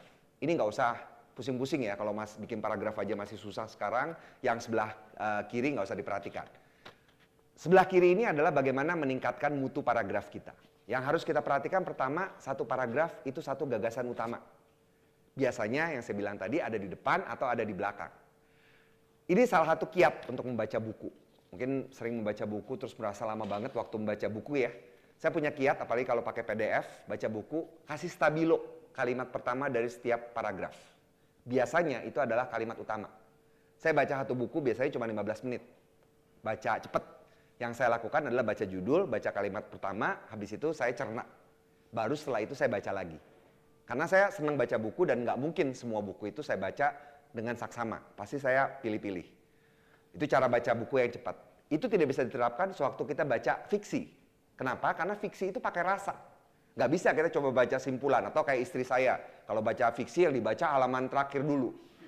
Bab terakhir dia baca, nanti kalau dia masih penasaran dia baca bab kedua dari terakhir. Jadi bukan dari depan tapi dari belakang dia bacanya. Biar cepet katanya. Jangan bilang-bilang saya cerita masalah dia ya. Aduh ini YouTube lagi ya. Jadi yang pertama itu, kesatuan yang diperhatikan. Satu paragraf mengandung satu gagasan utama. Yang kedua, kepaduan. Setiap kalimat dalam sebuah paragraf itu harus nyambung satu dengan yang lainnya. Bagaimana cara nyambungnya? Ada 4 cara yang bisa kita gunakan. Ini bahasa kerennya nih. Pertama, transisi. Bahasa gampangnya peralihan. Begitu kita pindah dari satu paragraf ke satu kalimat ke kalimat yang lain harus ada jembatan. Bukan berarti semuanya harus pakai ya. Contohnya dengan demikian, oleh karena itu, sering ya. Kemudian, lalu, pertama, kedua, ketiga. Nah itu sering itu namanya instrumen untuk transisi. Pindah ke kalimat baru, ada pengantar dari kalimat sebelumnya. Yang kedua, referensi. Referensi ini perujukan. Kita sering pakai kata itu, tersebut, di sana, di situ. Itu merujuk. Itu juga kita bisa pakai. Repetisi, perulangan. Di sini kita lihat dalam setiap kalimat ada kata-kata pelayanan publik. Kita bisa melihat bahwa tema besarnya adalah pelayanan publik jadinya. Dan yang terakhir adalah substitusi.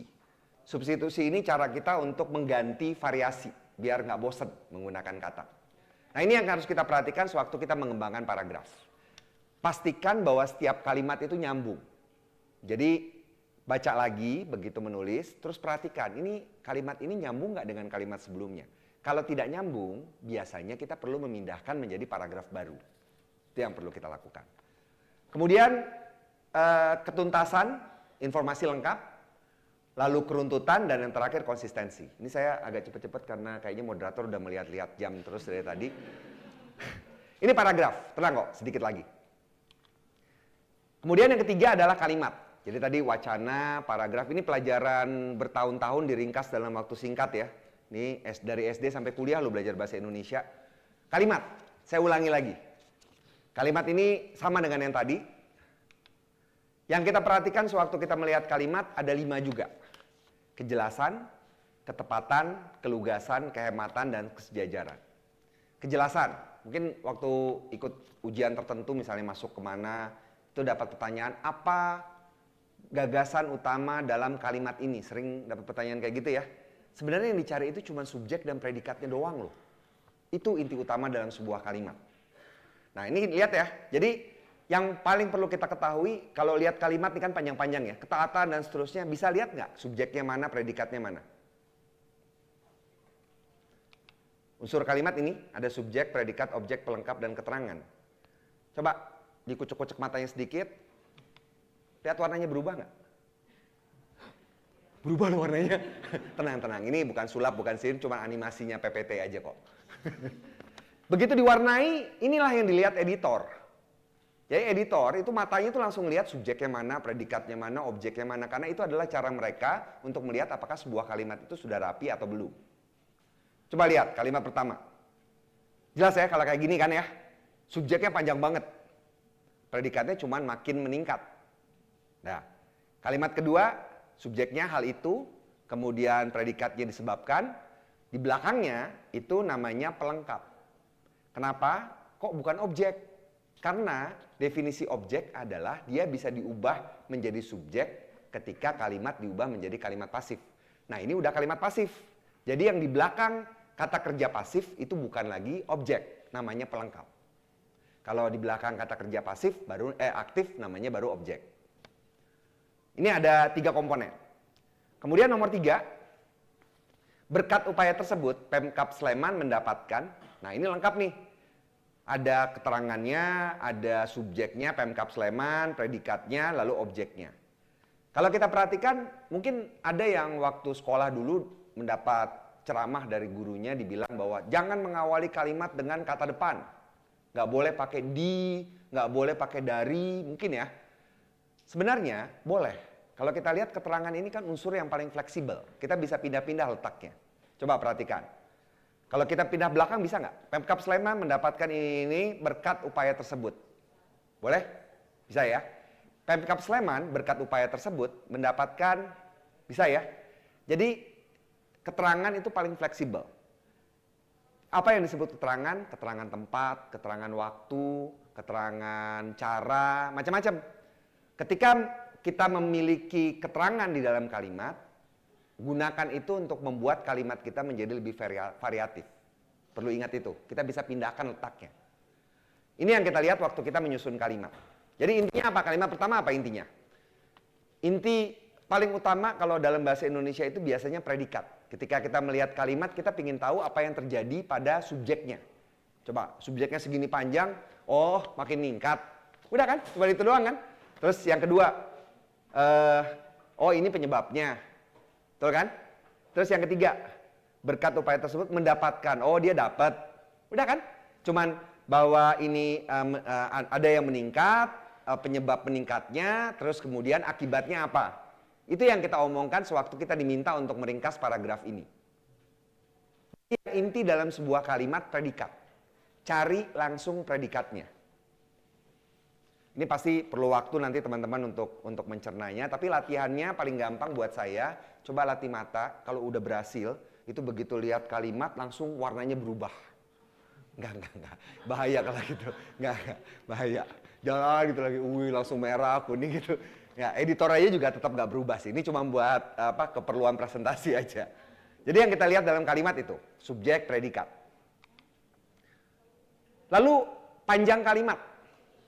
Berapa panjang kalimat ideal? Coba lihat ini ya. Ini 19, 23, dan 20. Saya baca kalimat 2. Tarik nafas panjang-panjang. Hal itu disebabkan oleh perbaikan peningkatan kualitas pelayanan publik dan pencegahan maladministrasi melalui komponen SP oleh pemerintah Kabupaten Pemkab Sleman pada setiap UKPP. Hampir habis napas saya. Penulis seringkali menulis tanpa memperhatikan pembaca. Penulis itu ingin menuangkan semua yang ada di pikirannya sekaligus. Akibatnya satu kalimat bisa 3 baris, 4 baris. Jangan. Insaf mulai sekarang. Kalau buat kalimat usahakan pendek-pendek. Berapa patokannya? Kalau pakai A4 menulis dengan huruf Arial atau Times New Roman 12. Kalau sudah lebih dari 2 baris, sudah waktunya untuk memecah kalimat. Itu salah satu patokannya. Kenapa? Karena semakin panjang kalimat, pembaca semakin sulit mencerna apa yang kita maksud. Dia perlu waktu untuk mencernanya. Coba ya kalimat 1 nih. Kalau saya buat gini. Ketaatan aparatur penyelenggara pelayanan publik makin meningkat. Jelas nggak? Peningkatan itu terjadi pada 133 unit kerja pelayanan publik. Dipotong-potong kalimatnya. Di sini dia ingin menumpukan semua dalam satu kalimat kan? kita bisa pecah-pecah. Jadi itu yang diperhatikan sewaktu kita menyusun kalimat. Buat pembaca makin mudah untuk memahami apa yang mau kita sampaikan. Kata. Tadi saya sampaikan ya, kata ini adalah tingkatan yang paling sulit. Jadi dari awal saya sudah beri peringatan kepada teman-teman bahwa tadi kita udah latihan ya. Bedanya bulat, bundar, bedanya apa tadi ikhlas, rela, iri, cemburu, semua dan seluruh. Coba saya tes. Semua ruang akan dicat besok. Seluruh ruang akan dicat besok. Apa bedanya dua kalimat itu?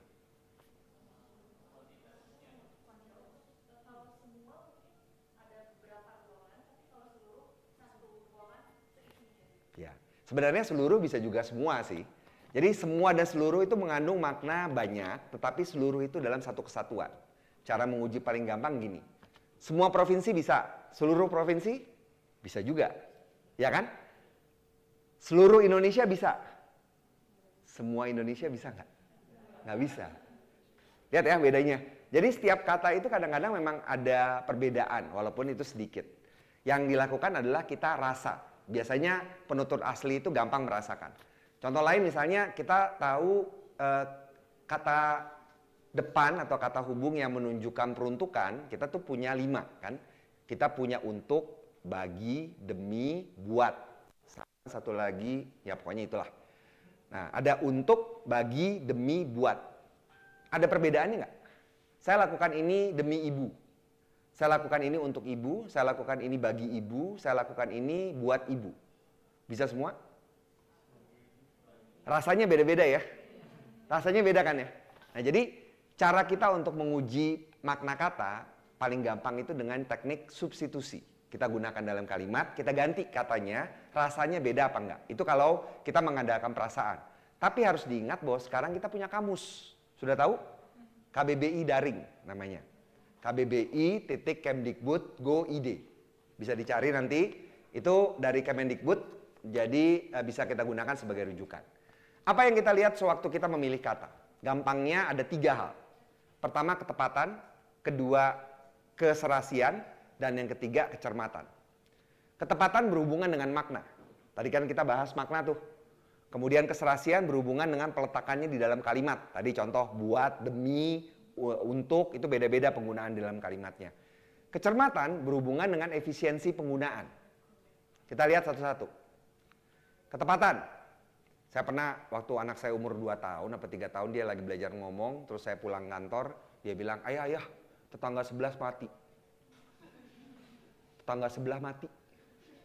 Dia belum bisa membedakan apa bedanya, dia belum bisa menentukan bedanya mati, wafat, gugur, tewas, meninggal dunia, lalu berpulang, mampus, koit, macam-macam kan ya? Ada kan itu kata-kata itu ada kan? Itu ada konotasinya, tiap-tiap kata itu ada konotasinya. Nah ini yang harus kita perhatikan waktu menulis. Teman saya kalau lagi ngobrol sama saya, bini gua kemarin masak ini, coba dia pergi ke atasannya, Pak, bini bapak, nggak mungkin dia ngomong kayak gitu kan? Mungkin kalau akrab, ada konotasi yang melekat dalam kata. Kemudian juga ada kekhususan, waktu bilang misalnya baju saya warnanya apa? Orang yang generalis mungkin akan bilang biru. Cuman orang yang teliti akan bilang ini ada biru, campur coklat, campur apa gitu kan? Itu bentuk ketelitian. Semakin kita spesifik menyebut sesuatu, semakin terbayang buat orang yang memahaminya. Contoh nih misalnya, ada orang Jawa di sini atau orang Sunda, mungkin banyak ya. Kosakata untuk menyebut jatuh dalam bahasa Jawa dan bahasa Sunda banyak sekali. Ya kan? Setiap gaya jatuh itu beda-beda. Mungkin orang Jawa dan Sunda senang sekali jatuh. Karena biasanya kekayaan kosakata itu menunjukkan apa yang disukai sebuah bangsa. Orang di dalam bahasa Indonesia untuk menyebut salju cuma satu, salju. Titik. Kan? Orang Eskimo itu mereka punya berbagai kosakata untuk menyebut salju. Orang Dayak, ada orang Dayak nggak? Nggak ada ya. Nanti tanya sama teman-teman orang Dayak. Saya dapat info bahwa orang Dayak itu punya berbagai kosakata untuk menyebut lari. Lari kecil, lari ngebut, itu mereka punya kosakata masing-masing. Itu karena memang bagian dari budayanya. Kemudian relasi makna. Kita punya beberapa kata yang mirip. Ini Ini disebutnya, masih ingat dulu pelajaran sekolah? Ada homonim, homograf, homofon. Masih ingat? Coba, sanksi dan sanksi. Itu apa yang sama? Bunyi. Kira-kira font atau graf? Font, kan? Telepon kan? Jadi homofon itu. Kalau homograf sama tulisan. Contohnya apa? Apel dan apel. Teras dan teras. Itu yang apa, sama tulisan tapi beda pengucapan. Kemudian yang terakhir adanya perubahan makna. Ini contohnya. Ini ketepatan. Kemudian keserasian ini menyesuaikan dengan penggunaan dalam kalimat. Kalau tadi kan masalah makna, kalau ini digunakan di dalam kalimat. Kita harus optimis menghadapi COVID-19. Optimis itu artinya orang yang optimistis. Jadi orangnya itu disebutnya optimis. Kalau menyebut sifat, harusnya yang kita gunakan optimistis. Kita nggak peduli kan, kita ngomong, oh yang penting pesannya sampai. Ya boleh, cuman yang kualitasnya segitu-segitu aja cara kita menulis. Makanya saya bilang tadi kan berat loh menguasai kata ini. Jadi udahlah sampai kalimat aja. Cuman kan ini perlu tetap saya sampaikan ya. Terus kemudian konteks. Tadi kita sudah bicara masalah 6 laras bahasa, mulai dari sastra sampai dengan hukum. Setiap jenis tulisan itu punya aturan masing-masing. Kayaknya mati deh. Habis mungkin.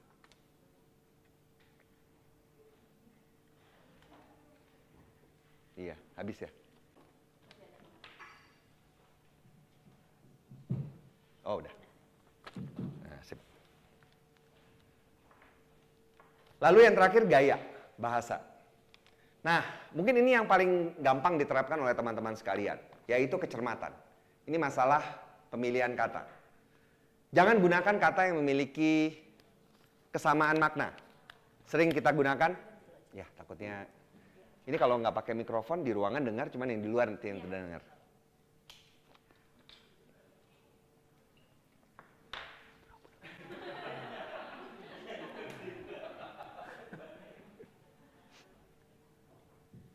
Nah, terima kasih.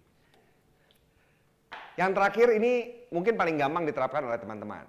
Mulai sekarang waspada sewaktu menulis, jangan gunakan kata yang maknanya sama sekaligus. Agar dan supaya itu sama.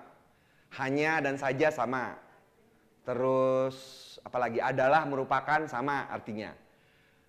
Yang perlu diperhatikan, ini kita terapkan sewaktu kita ingin menulis efektif. Ada saat-saat ketika penggunaan kata yang maknanya sama sekaligus itu dianggap sebagai gaya bahasa. Ini digunakan di dalam tulisan sastra. Sastra itu memiliki namanya lisensi puitis. Itu semacam surat izin yang membuat sastrawan itu bisa melanggar kaidah bahasa. Jadi boleh, itu ada nama gaya bahasanya pleonasme. Masih ingat pelajaran SD dulu? Buat penulisan surat bisnis, surat dinas, nggak bisa kita menggunakan pleonasme. Tapi di dalam karya sastra itu diizinkan. Lalu penggunaan bentuk jamak. Para ibu-ibu, banyak teman-teman saya. Kata banyak dan kata ulang itu sama-sama menunjukkan kejamakan. Jangan diduplikasi. Jadi cukup para ibu atau banyak teman saya. Beberapa itu juga mengandung makna. Di belakangnya nggak usah gunakan kata ulang. Intensitas, ini kita seringkali kan lebay ya. Aduh, masalah saya sangat besar sekali, amat banget.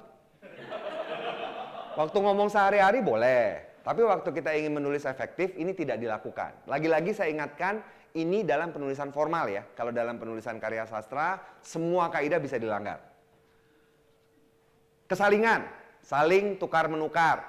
Tidak usah, cukup saling tukar atau tukar-menukar. Dan yang terakhir, ini mungkin sebenarnya efisiensi saja.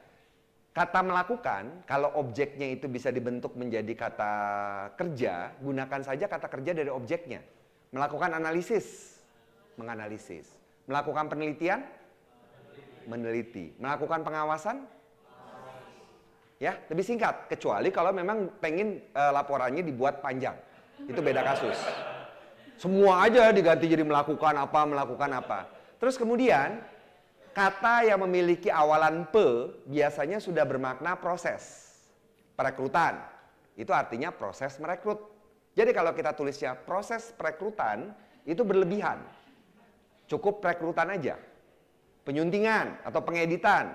Nggak usah proses penyuntingan atau proses pengeditan, cukup pengeditan.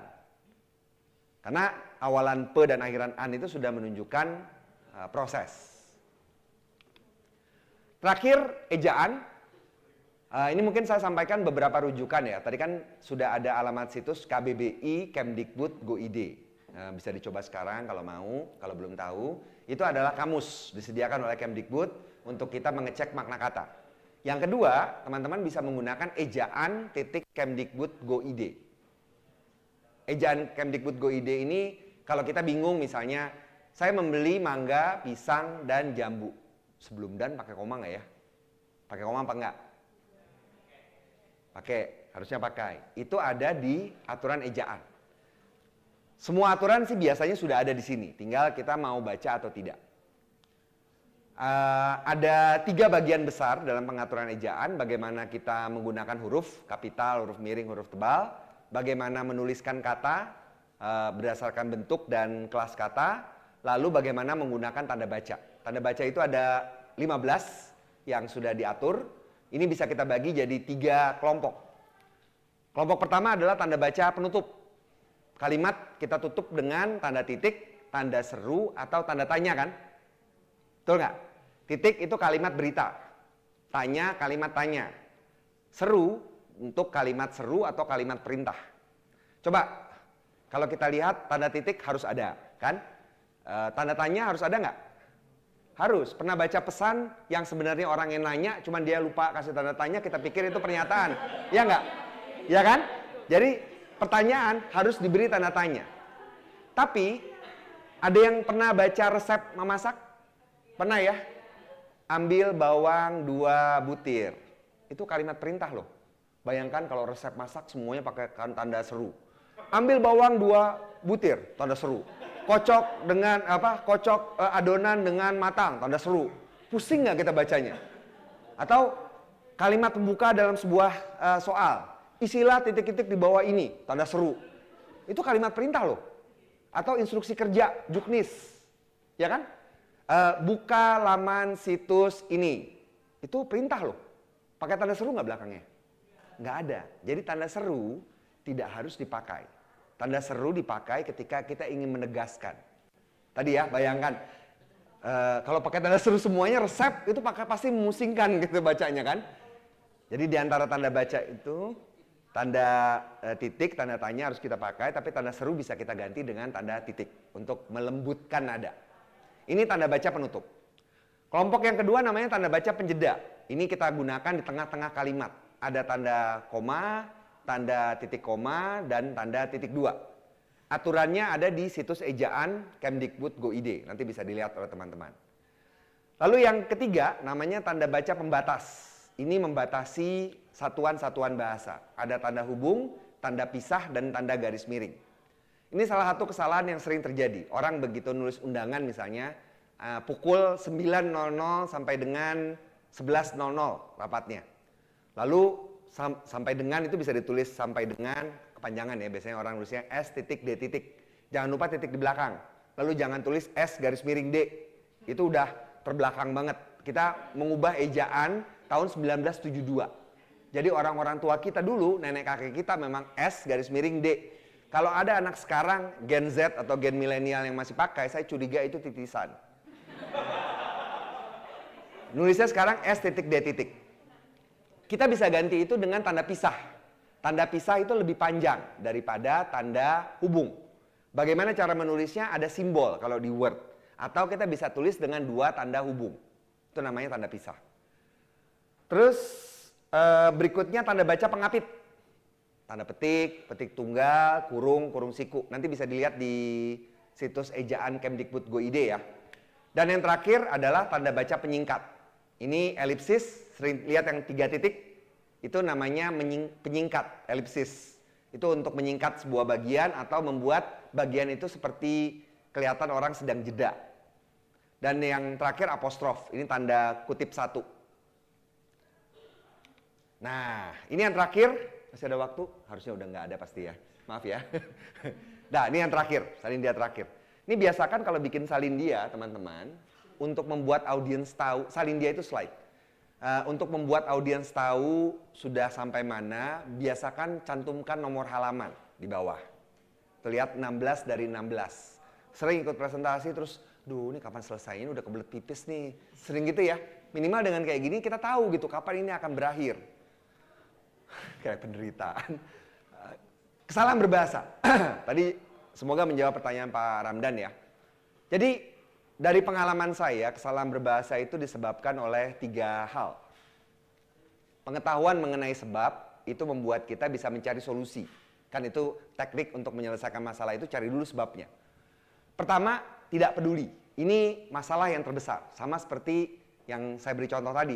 Orang ketika latihan yoga, yang pertama dia lakukan adalah tadinya dia tidak peduli bagaimana cara dia bernapas, dia jadi lebih peduli. Dia lebih sehat jadinya, hanya dengan mengatur napas. Teman-teman mulai hari Senin nanti masuk, terus belajar untuk tidak mengucapkan meeting tadi, atau nanti hari Sabtu Minggu ngajak teman, besok kita ke hari bebas kendaraan bermotor yuk. Hah? Orang-orang nanya kayak gitu. Kadang-kadang memang untuk kembali ke jalan yang benar itu berat loh. Makanya sering disebut hijrah. Yang pertama tidak peduli. Ini kita lakukan perbaikannya itu dengan menyadari bahwa makin bagus tuh kan, saya masih sering salah waktu berbicara. Makin bagus kita berbahasa, kita bakal bisa mendapatkan 3 keuntungan yang saya sebut tadi. Pesan makin efektif, lalu citra meningkat, dan proses efisien. Itu yang tadi saya sebutkan di depan. Ini yang pertama. Sudah tahap pertama mulai, udah peduli nih. Ini yang sering terjadi warganet yang mengikuti saya. Terjebak, kemudian jadinya dia mulai belajar lagi bahasa Indonesia. Yang kedua adalah tidak tahu. Ini sering terjadi ya. Kita tidak tahu aturannya bahwa tadi mangga, pisang, jambu sebelum dan harus pakai koma, kita tidak tahu, itu belajar. Saya juga waktu itu belajar. Yang terakhir, tidak cermat. Jadi udah tahu kaidahnya, cuman mungkin ngantuk ya. Nenek moyang kita itu kan Bandung Bondowoso dan Sangkuriang. Akibatnya bikin apapun kita biasanya malam sebelumnya. Susah kita. Ketika kita mengerjakan sesuatu dalam keadaan letih, capek karena begadang, itu pasti hasilnya tidak maksimal. Jadi kalau perlu begadang untuk menyelesaikan sesuatu, usahakan pagi-paginya dibaca ulang, karena pasti akan berbeda. Itu namanya swasunting atau self-editing. Kalau malas melakukannya, salah satu teknik yang biasanya dilakukan kalau di kantor adalah punya tandem. Kita janjian gitu loh. Kalau saya bikin tulisan, kamu yang baca ya, tergantian. Itu bisa dilakukan. Jadi tidak cermat, satu-satunya cara untuk menanganinya adalah dengan melakukan penyuntingan ulang. Oke. Ini slogannya Narabahasa. Ini saya peroleh dari pengalaman saya sebagai konsultan. Kan saya mendampingi berbagai perusahaan ya. Saya waktu itu sempat sebal ketika sering sekali saya ikut lelang, kemudian kalah dari konsultan luar negeri. Saya lihat otaknya sama saja. Kelebihan mereka adalah mereka itu lebih terampil untuk berbicara dan mereka lebih terampil untuk menulis. Orang Indonesia kalau ditanya bagaimana perasaanmu, jawaban kita apa? Biasa. Gitu deh. Gimana ya? Bingung. Ngungkapin perasaan aja susah. Gimana caranya kita mengungkapkan pikiran? Jadi mulai sekarang, belajarlah untuk bisa mengungkapkan perasaan maupun pikiran dalam bentuk lisan maupun dalam bentuk tulisan. Kuasai bahasa, kuasai dunia. Terima kasih teman-teman. Asuransi dalam membuat surat, baik itu email maupun surat-surat yang lainnya. Nah, dalam pembuatan surat itu atau email yang lainnya, saya sering menemukan, sering melakukan membuat kata kalimat itu direpetisi mulu gitu ya, secara nggak sengaja. Terus tiba-tiba, kok saya ulang lagi sih? Ini kata yang mana yang salah ya? Saya ulang lagi tiba-tiba, saya jadi kayak kalau dia predikat atau objek atau subjek atau keterangan entah yang mana, terus tiba-tiba kalau saya bilang ini, kok jadi saya bilang kata yang ini kayaknya gitu ya. Itu kenapa begitu dan bagaimana menyikapinya? Selamat sore Pak. Sore. Semuanya Pak. 2021 lalu JSC ada kajian linguistik dan kami minta komen Python dan alhamdulillah komen Python itu wah keren, sebarkan. Dan dari situ yang melamar untuk menganotasi banyak banget Pak, sampai ratusan. Alhamdulillah.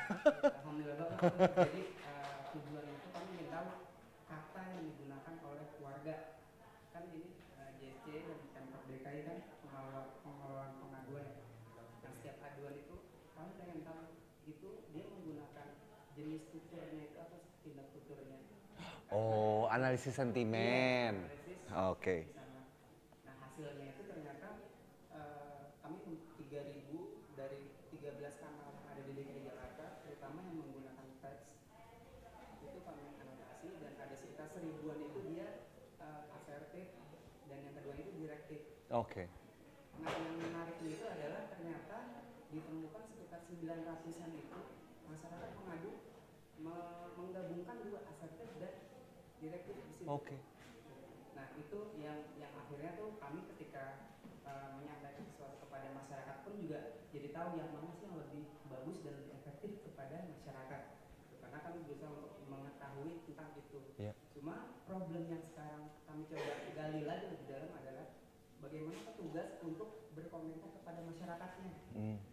Nah, mungkin salah satu contohnya mungkin hanya terima kasih atas laporannya segera ITL. Iya, udah selesai ITL. Mungkin ada tips dari Pak Ivan untuk kami di sini yang mungkin teman-teman OPL yang akan ke bawah melakukan sosialisasi, bimtek dan lain sebagainya kepada petugas-petugas itu bisa memberikan sebagai modal mereka kira-kira itu kalau disampaikan kepada petugas untuk menuliskan kalimat itu seperti apa. Mungkin seperti itu Pak Ivan. Tulisan ya? Yes. Bukan lisan kan? Bukan. Oke. Tulisan. Pekerjaan saya sehari-hari itu nge-layout dan bikin konten untuk sosial media di JSC. Namun permasalahannya kadang saya sebagai desainer grafis suka kesulitan untuk memenggal kalimat-kalimat yang akan ditampilkan di sosial media. Kayak misalkan kalimatnya terlalu panjang namun space-nya terlalu sedikit gitu. Misalkan contohnya JSC Goes to School Guide dan info kunjungi SMK Negeri 57 Jakarta Selatan, itu kan sangat panjang. Nah, bagaimana cara memenggal biar smart citizen itu lebih mudah untuk membaca konten yang kita produksi gitu. Yang kedua adalah kita kan kerja di pemerintahan, terutama saya sih, bagaimana sebaiknya kita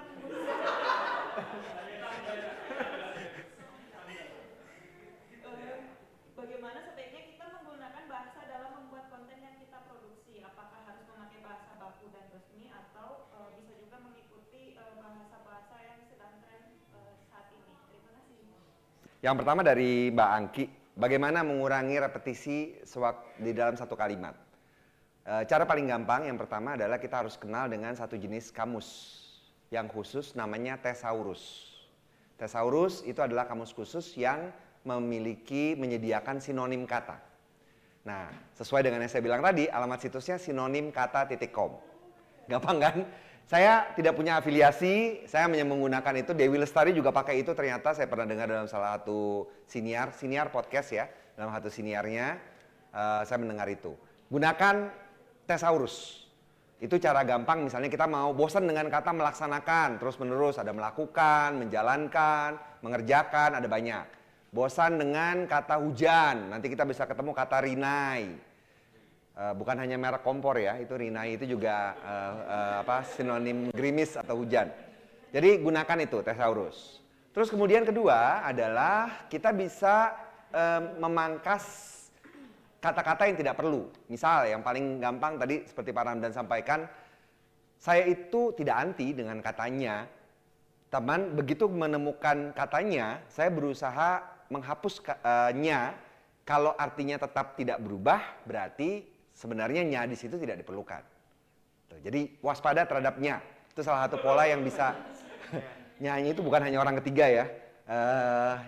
Penggunaannya itu juga kalau bisa dibuang aja. Mungkin itu sih kiat yang paling gampangnya.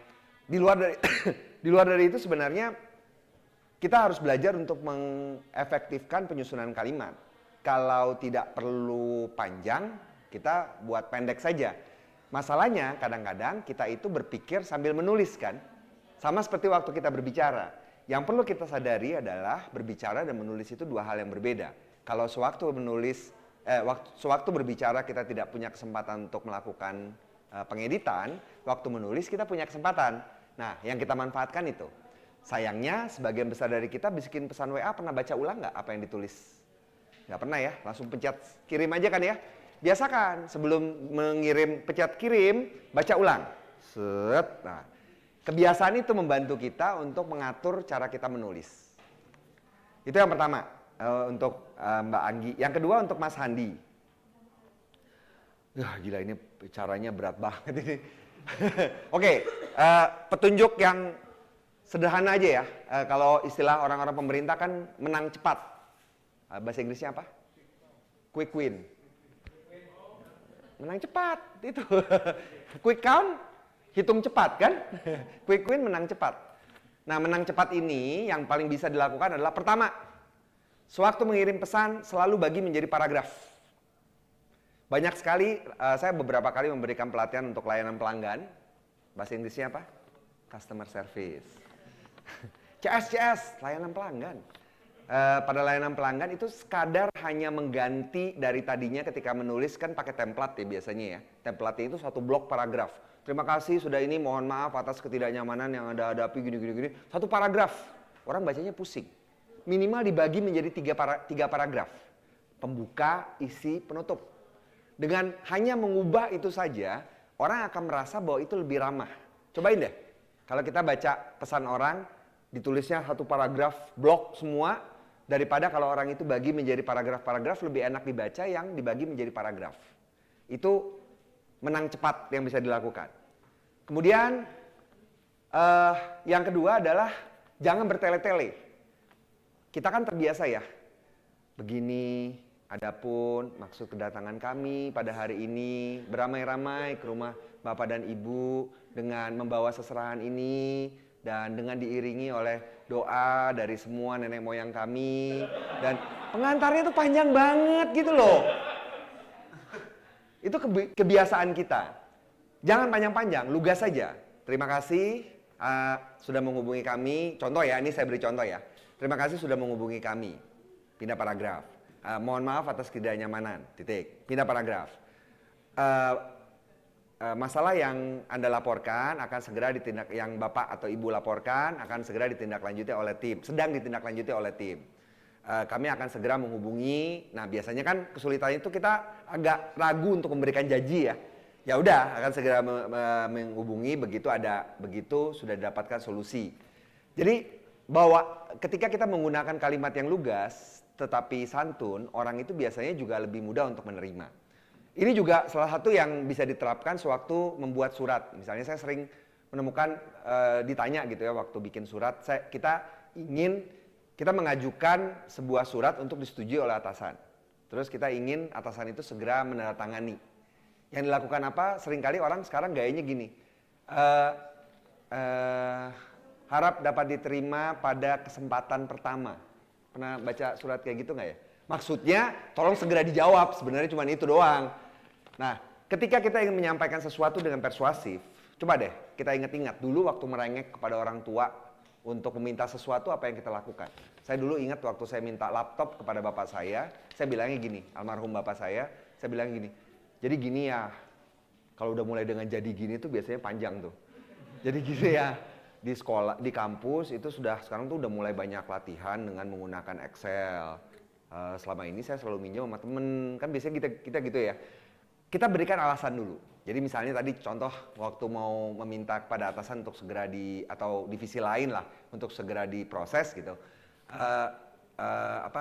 Surat ini harus segera kami kembalikan kepada siapa per tanggal sekian. Oleh sebab itu kami mohon tanggapan sesegera mungkin. Itu kan ketika orang memberikan alasan lebih dahulu, penerimaan orang itu jadi lebih gampang kan. Nah demikian juga tadi Pak.